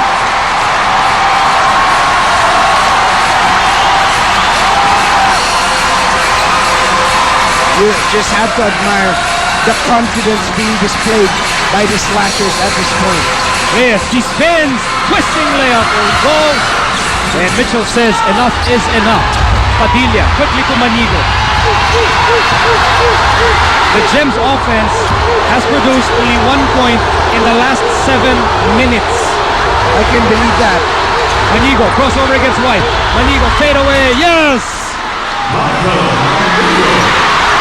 And he looks at the crowd.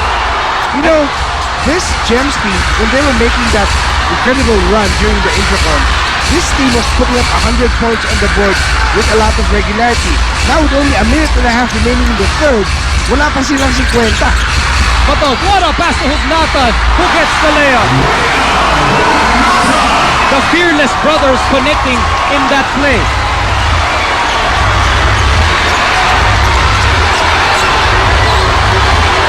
14 points para kay Hugnatan. Right now the Gems don't know what has hit them.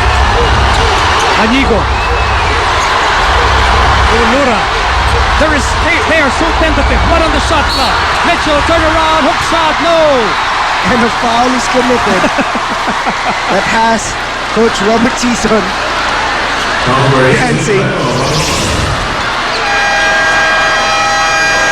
What a pass! What a medical assist mula kay Batog. Punta kay Hugnatan, 2 points. 14 points para kay Hugnatan. It's back to a 21-point lead for the Negros Slashers.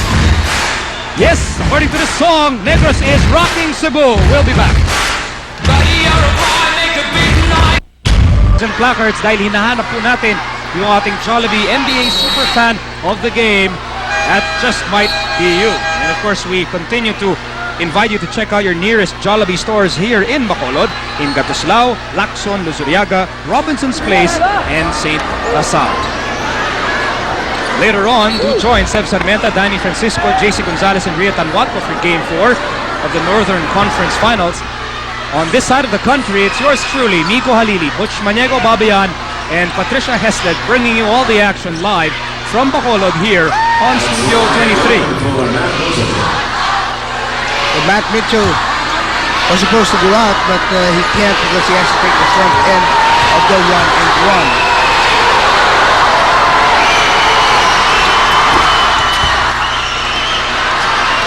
But partner, there's still one more quarter for Cebu to go for it. Totoo yan, but well, it has to come from within them. Kung gusto nila, they have 1 quarter and 1 minute left in their season. And right now, they're down by 19 and not showing any signs of breaking. Sid White to Ruben De La Rosa to Aldrich Reyes. 47 seconds and counting in what has been a Negros third quarter. Give and go! Miss. Oh, what a putback! What a putback by Raydel Hugnatan!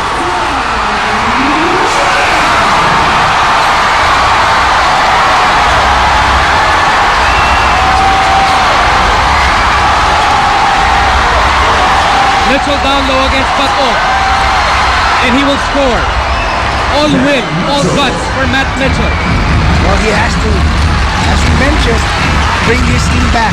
Put the rest of the guys on his shoulders and try to bring them home. 19-point lead for Negros as Reyes confidently drives to the lane into the heart of Cebu's defense.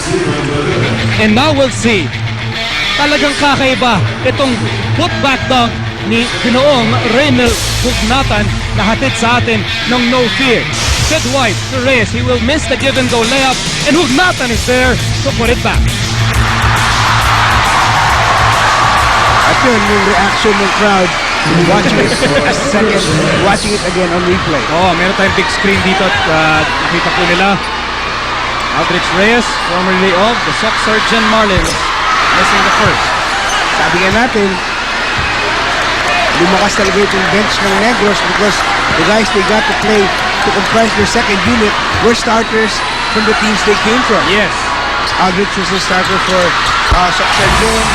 Madrid was the starter for Batangas. Sid White was the starter for Nueva Ecija. De La Rosa was the starter for Manila. As Mitchell goes for the three with a second to go.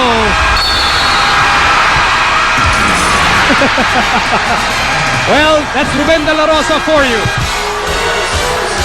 But Negros is celebrating. And Cebu, they have one more quarter to try and book themselves a ticket back to Cebu to try and have a Game 5 sa pagpapatuloy ng Jollibee MBA Southern Conference Finals. For guys like us, Yeah, try to remember kasi siya ngayon, marami nyo yung lapit ko. Teka, parang ginata ako. Pakibawi, please. Ayun, takot. Let's check with the officials table. No? Of course, I'd like to thank Nature Spring Mineral Water, the Bacolod Executive Inn, and Kemas Pension House sa patuloy nilang pagsuporta sa NBA. Omerset with a cutting Allen Sasan. Oh, it bounces out. Sasan for three. Well now, Cebu going to the court of last resort. The three-point shot. Lura made one earlier, but Sasan could not follow through. Reyes to Sid White on the left side, guarded by Lura. White has done a tremendous job in filling in the shoes of injured star player John Criots. At Yung bola, kung nagtataka kayo, ay sa ring. Seventh foul, Lura.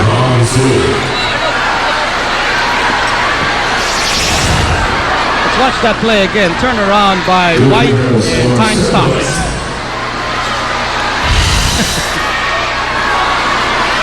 Well, as far as Cebu is concerned, hindi pwedeng slow motion ang oras. Para mabigyan sila ng mas maraming oras na makahabol. Actually, I'm feeling Miko, Sid White is not really good from John Ferriol. Playing about as much as he used to. My idol, the Blur, John Lim. Siyempre, he's on the reserve list now for Negros. This is part of that palarong pambansa team that the Negros Island is very proud of. Well, going back to the point you were trying to make, actually the guy who's really stepped up for John Ferriol is Reynel Hernandez. Yes. To take up on that argument, actually it has been a committing replacement for John Ferriol. The combined efforts of White, Hugnatan, and Batog as De La Rosa almost grabs the steal. Sama mo naman si Ega Ignacio. Okay, this just in. Reynel Hugnatan is single. Okay, hindi siya yun. Oh, hindi siya yun. Okay. Players so, dito. patuloy pa rin yung titulo ni Hugnatan. Wala siyang takot kahit kanino. Oo. Naka-air na siya. To Lura. Kapsi, magmamadali yan sa Billy Reynel. Lura! Trying to hit from super long range. Well, the shot clock is down to 1. So wala na rin choice si Roy Lura at that last sequence. It looks like that's the story of the Negros offense. They're giving Cebu limited choices sa kanilang opensa.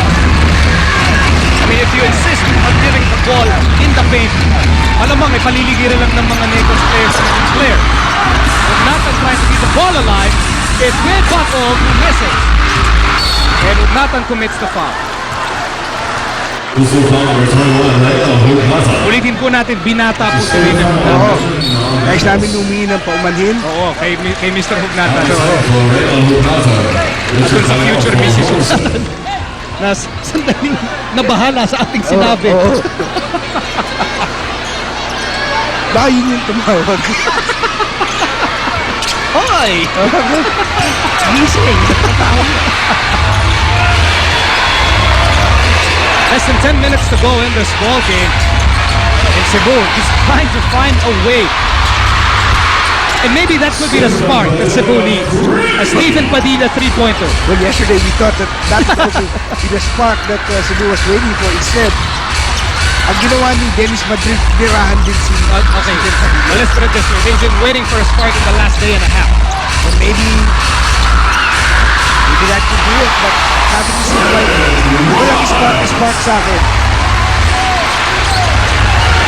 7 points para kay Sid White. Back to a 20-point lead with 9 minutes and 8 seconds to go sa Game 4. Negros hoping to wrap things up, hoping to finish the series today. Mura, he stops, he hesitates, he finds Calyao. 4 on the shot clock. Calyao will have to shoot, he fires, and he won't score. White with the rebound. Lot of hesitation on the offense of Cebu.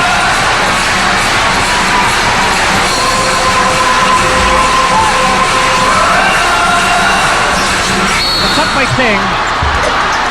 You see what's happening? When you watch the Cebu offense, there are may words that start with the letter T that comes to mind. Ayoko sabihin takot, but I can certainly say it has been very tentative. Yes. And another 3-point shot there by Padilla, brought in by Islander Sandals. May kapal ng urig, tibay ng urig. But those Padilla highlights, well, have been rare. Oo, kakaunti. Few and far between. Yes. Shot and inbounds by Sid White. Masters up by 20 big points. And we're in the fourth quarter.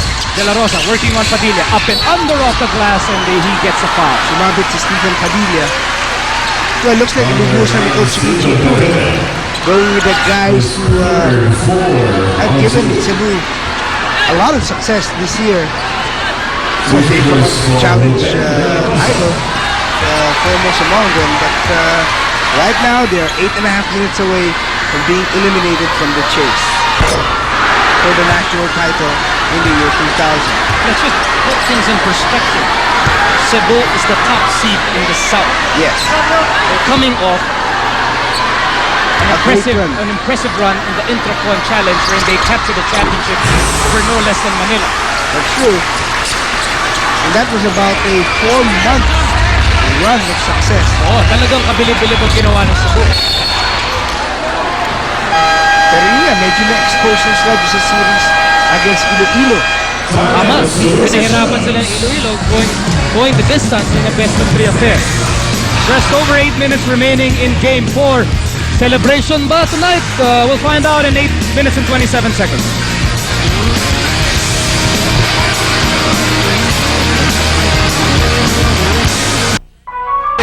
The way the Negros Snatchers are scoring on us, and without respect, walang respect at the way the Negros Snatchers are conducting their ball game now. Their offense right now, Coach Ituri said, lumaban tayo, and sort of the panic button being pressed right now. 3-guard rotation here for the Cebu Gems. We'll see every missed or made shot. The Cebu Gems will press right now to get some turnovers, to get some easy points.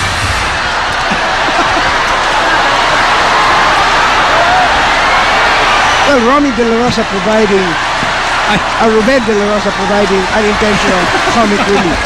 And surely hindi yan yung papakita natin sa ating FedEx fast break. Hindi. There's Ruben De La Rosa with a nice pass to Alvin Teng. FedEx, we live to deliver. Madness! Oh, he missed the dunk.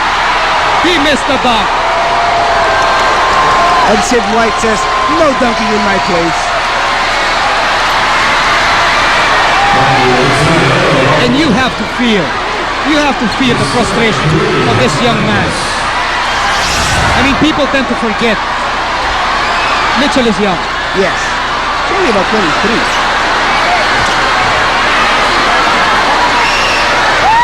But even if Cebu loses this game, it will not take anything away from what the coaching staff has done to this Cebu team this year. Oh yes, actually, going into the season, they were more or less written off. Yes. After, well, let's be frank, after losing Don Riveros and Rob Wainwright, Yes.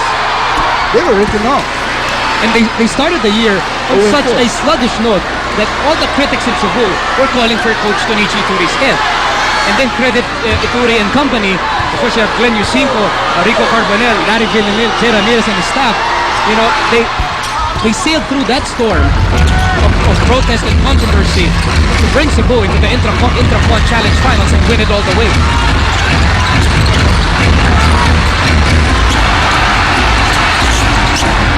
Reyes to De La Rosa. Ruben blocked by Mitchell. Okay, let's go back to what we were talking about kanina, yung, I mean, in-expose ng Iloilo sa Yun, Negros. sige. Na sa Cebu, rather, na I'm sure na pag-aralan ng Negros. One, Mitchell can be stopped. Okay? Second, the way Joey Mente played against Cebu's point guard showed that, and Lugat Tumbate also, showed that the point guard position of Cebu can be attacked. It is vulnerable. Yes. Lalong-lalo na pag hindi umingit si Padilla at si Manigo. Malabas. As we go to Patricia Hestet with her Advil courtside report. Yes, Miko, this fourth quarter is the moment that the Snatchers have been waiting for. Sabi nga ni Coach Robert Season, ibuhos na ang lahat ng kaya nyo ibuhos sa quarter nito. Don't give Cebu any more chance. Sa atin na ito, tapusin na dito. This fourth quarter, hindi na daw labanan ng resistensya kung hindi labanan na ng paggamit ng utak. Miko, Butch? That courtside report brought to you by Advil, the advanced medicine for pain. And there is no pain for Negros. It's all pleasure. Right now, yes.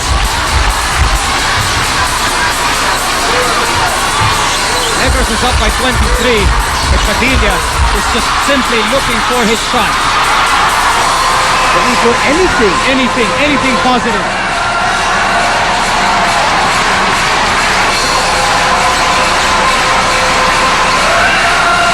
Less than 6 minutes to go in Game 4. Possibly 6 minutes to go. 6 minutes remaining in the season of Cebu. Padilla falls down after a foul by Ruben De La Rosa. And a great job by the Cebu backcourt reserves. As we look at the San Miguel Bravo Rum power play, malilimutan mo ang dati mong kagutkan. Nilabas na si Ruben De La Rosa and Aldrich Reyes. Pumasok na si Velar and Cardell. Looks like they will finish up what they started. Padilla laban kay Teng. There's a mismatch somewhere. Mitchell against Bato. There's a triple team. Gamboa, jump hook. And there's a whistle in the paint. Number 6 on the attack.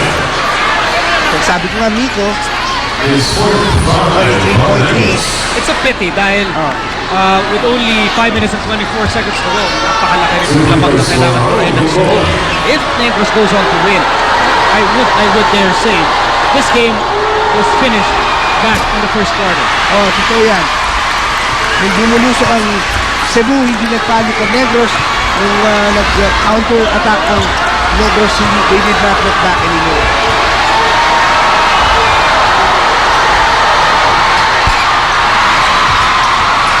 I also commend Robert Season for a great job for shuffling his men. Remember in the first quarter, Negros could not get anything going. Cebu was up 9-1. Velar was struggling. He pulls out Velar. He brings in Aldrich Reyes. Instant offense. And that started things for Negros. And you would usually think it's Madrid who would come off the bench first. And this guy has been a rock in the middle. Yes, yes. Remember, he did not start the season with Negros. Padilla to Sion.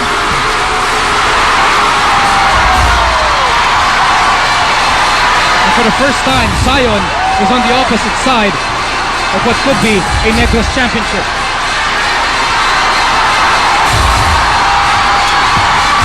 Cardel throws it up.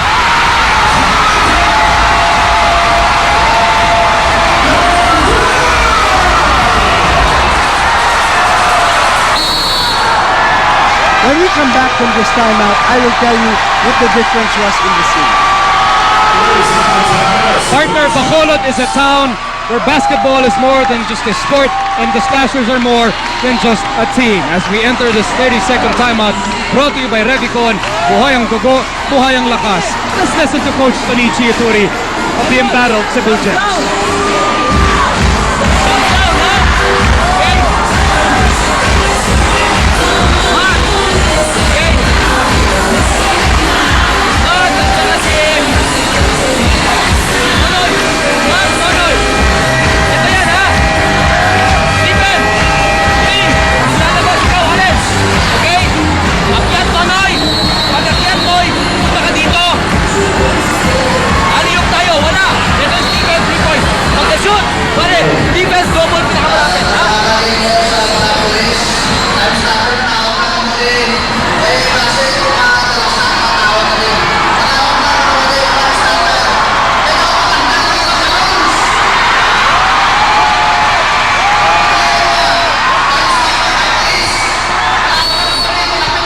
It was a matter of leadership, Nico.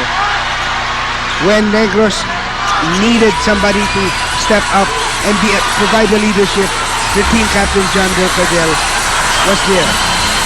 When Cebu struggled and looked for a leader, nobody stepped up and gladly took the leadership role.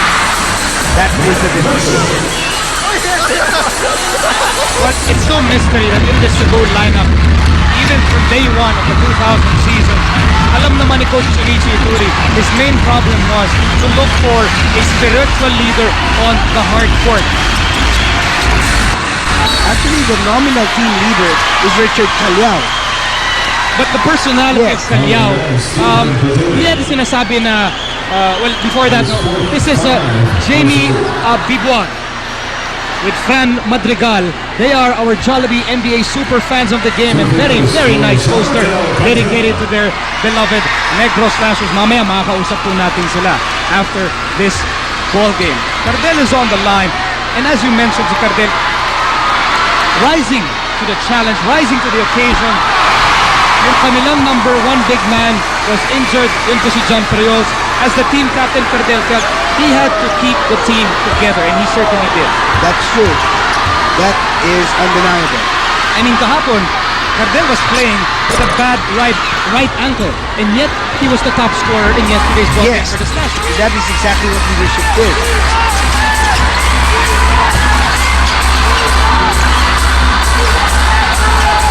Here's Mitchell against Teng. Mitchell who finds Sion for the easy two. It's already at 26-12. It's down to 24. With less than 3.5 minutes to go. Slowly but surely, nawawala na sa mga kamay ng Cebu ang kampyonato ng Southern Conference. And slowly but surely, it is beginning to look a lot like Christmas here in Bacolod. Oh yes.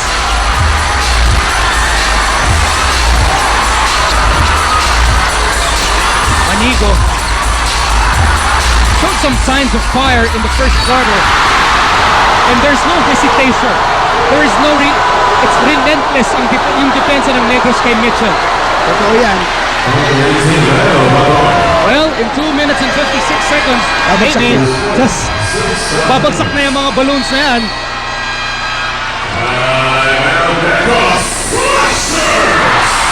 Will the Ilonggos, will the Bacolodnons party tonight? We'll find out in just a few moments. This is the Jollibee MBA Southern Conference Finals.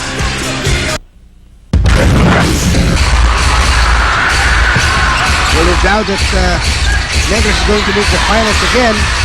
They're certainly hoping for a different ending this time around. But oh, what a no-fear jam!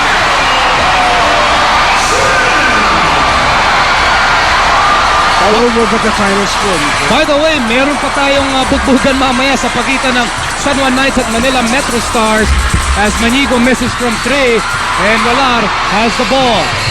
Samahan niyo po si Seth Sarmenta, Danny Francisco, JC Gonzalez, and Ria Tanwatco live mula sa San Andres for Game 4 of the Northern Conference Finals. San Juan leads that series 2-1. This was a Simeco steal. Simeco, the faster acid neutralizer. Well, Cebu was hoping to steal this ball game para magkaroon ng Game 5 sa Cebu, but looks like it's not gonna happen. It's not gonna happen.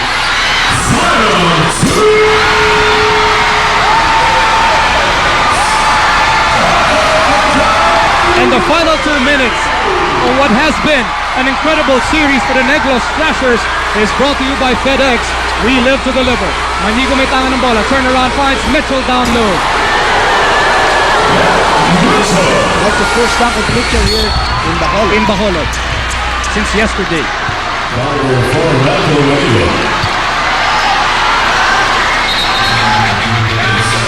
Well, in the absence of John Friol's, players like Leo Batog have certainly risen to the occasion. In that instance, planning a no-fear jam home. As we go back to live action, Romy De La Rosa is on the line. When you look at the lineup of Negros, ang dami mong pwedeng asahan para mamuno. Nandyan si Cardel. Nasabi nga ni Judge Primero, before championship games, it's Cardel who talks. Yes. Because he has been there. He has been to the NBA National Finals. Again, Alvin Teng is there with his many years of experience. Romy De La Rosa is there. Ruben De La Rosa is there. At yun nga, ang leadership na nagmumula sa buong team. And here is the human victory cigar of the Negros Thrashers. Not really like Judge Primero. No. But the mere fact that Judge Primero is on the floor just goes to show the players na pinasa ni Robert Season did their job and did their job well. Each and every one of them. Matt Mitchell, siya po ang papakita natin sa ating No Fear Slam highlight. What a year it has been for Matt Mitchell. Unfortunately, in the pit it will end this way. Only a minute and 29 to go in the series. His first 7 all series.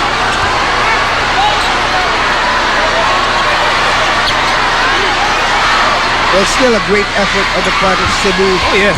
But Negros just had their number this weekend in Bacolod. Alam mo, I would bet that when Ferriols went down with that thumb injury in Game 2, walang makakahula na Negros would play this well without Ferriols. Totoo yan. In fact, I wouldn't be surprised if some people actually said, wala na, tapos na, this will be a Cebu victory. This will be a Cebu championship. But that is exactly, perhaps, maybe the thinking, even among the Gems. Well, nag-usap ni Bobby right before yesterday's Game 3, and I asked him, overconfidence on the part of Cebu kaya sila natalo sa Game 2. And you know what he said? Coach Konichi Uturi you know, he said, we were not overconfident. He said, Negros is a better team without John Frios. This is not a knock on Frios. It is just, mas iba yung look. Mas maraming weapons, mas maraming napakitang weapons. Nakapag-adjust ng mabuti ang Negros in the absence of John Frios. Totoo yan. Naka-adjust itong Negros ang Cebu. Kenny Evans at the end of that bench, simply a non-factor in the two games here in Bacolod. Did not even play here in Game 4. Seems a bit to wonder about his future with the Gems.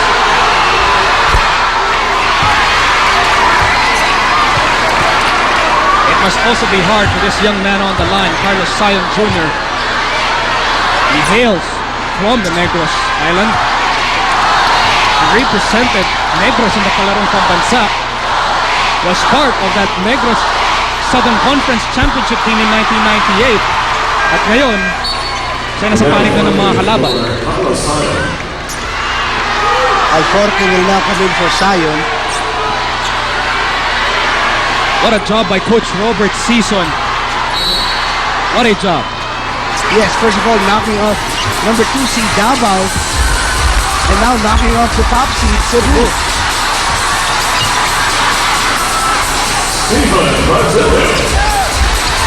And then looking at the games of Padilla and Manigo, again you have to go back to the observation that the guards of Cebu, they play magically when they're in Cebu, but when they're on the road, it's a different story. And the point guards of Negros simply outplayed them. Judge Primero.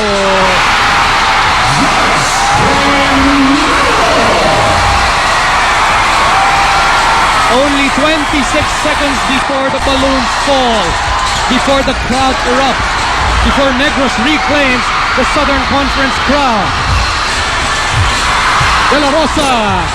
Primero offensive rebound. He fakes. No foul. Primero one more shot block by Mitchell. Only 8 seconds to go. Maybe Primero, and they will hold on to the ball. To just dribble out the... Yes, they will hold on to the ball. Well on. No.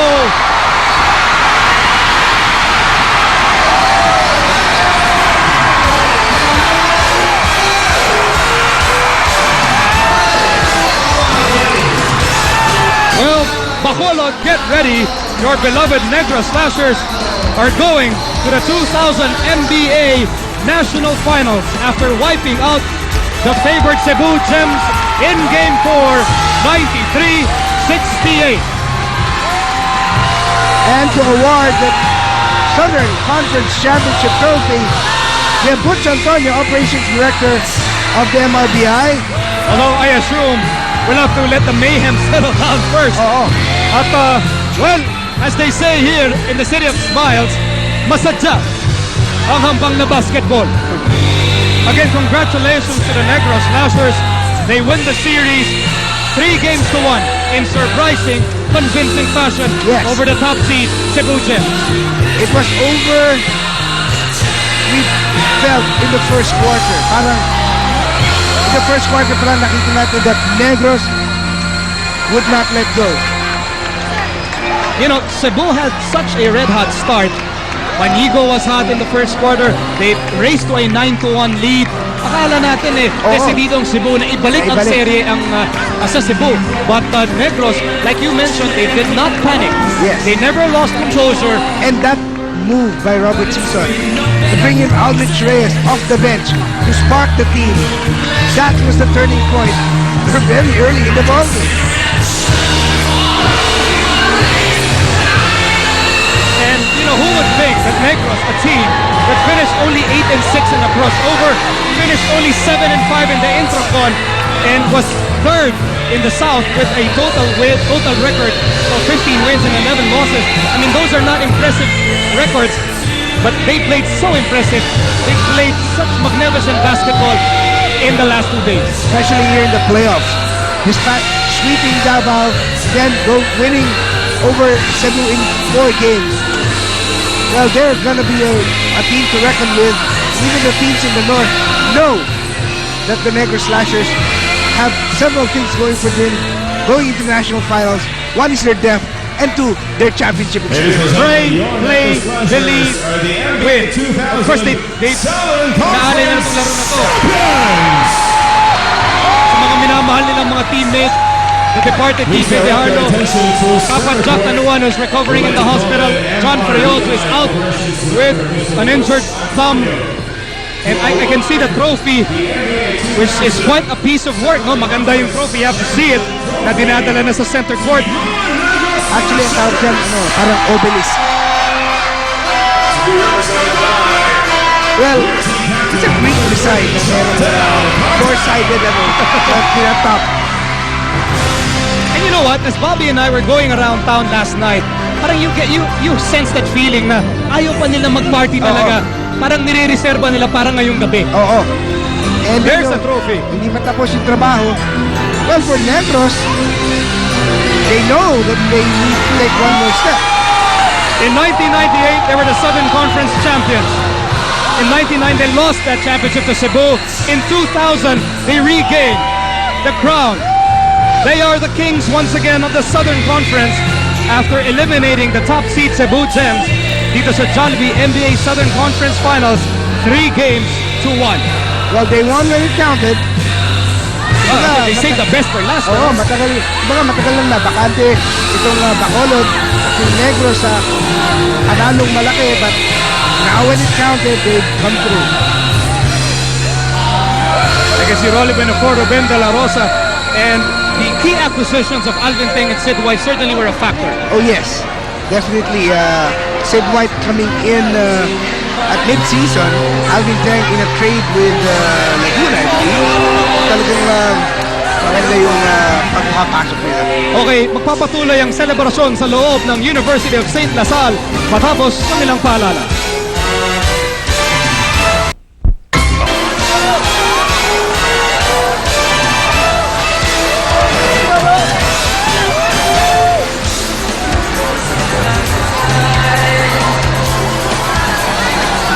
Welcome back to the jubilant University of St. Lasal Coliseum.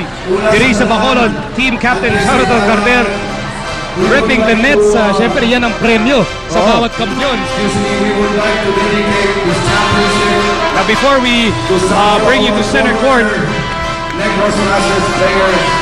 okay, if Fabian is ready, he is with Aldrich Reyes, our Edson Choice Player of the game. Bobby? Thank you very much, Miko. You know, I didn't have to ask Aldrich Reyes anything, and he was in tears.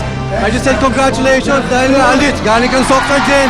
Nandito kami sa Negros Slashers, nakapag-champion. Congratulations. Unang-una, nagpapasalamat ako sa taas for this victory na bigay sa amin. Saka kay Coach. Wala ko dito kung wala si Coach, hindi ko binigyan ng playing time. At saka sa sumusuporta sa amin, taga Negros. Thank you very much sa suporta sa amin. At sana, ituloy yung sumusuporta sa amin hanggang sa championship game, national. Alam mo, Aldis, kailangan ko itanong sa'yo ito Yung kumpiyansa na pinakita mo, kalaban mo sila Padilla at sila Manigo. Saan mo nakuha yung kumpiyansa na yun na sila ang mas pinag-uusapan, pero ikaw pinakita mo, quality minutes, best player. Unang-una, lagi ko kinakausap ni Coach na maganda lang ako palagi kasi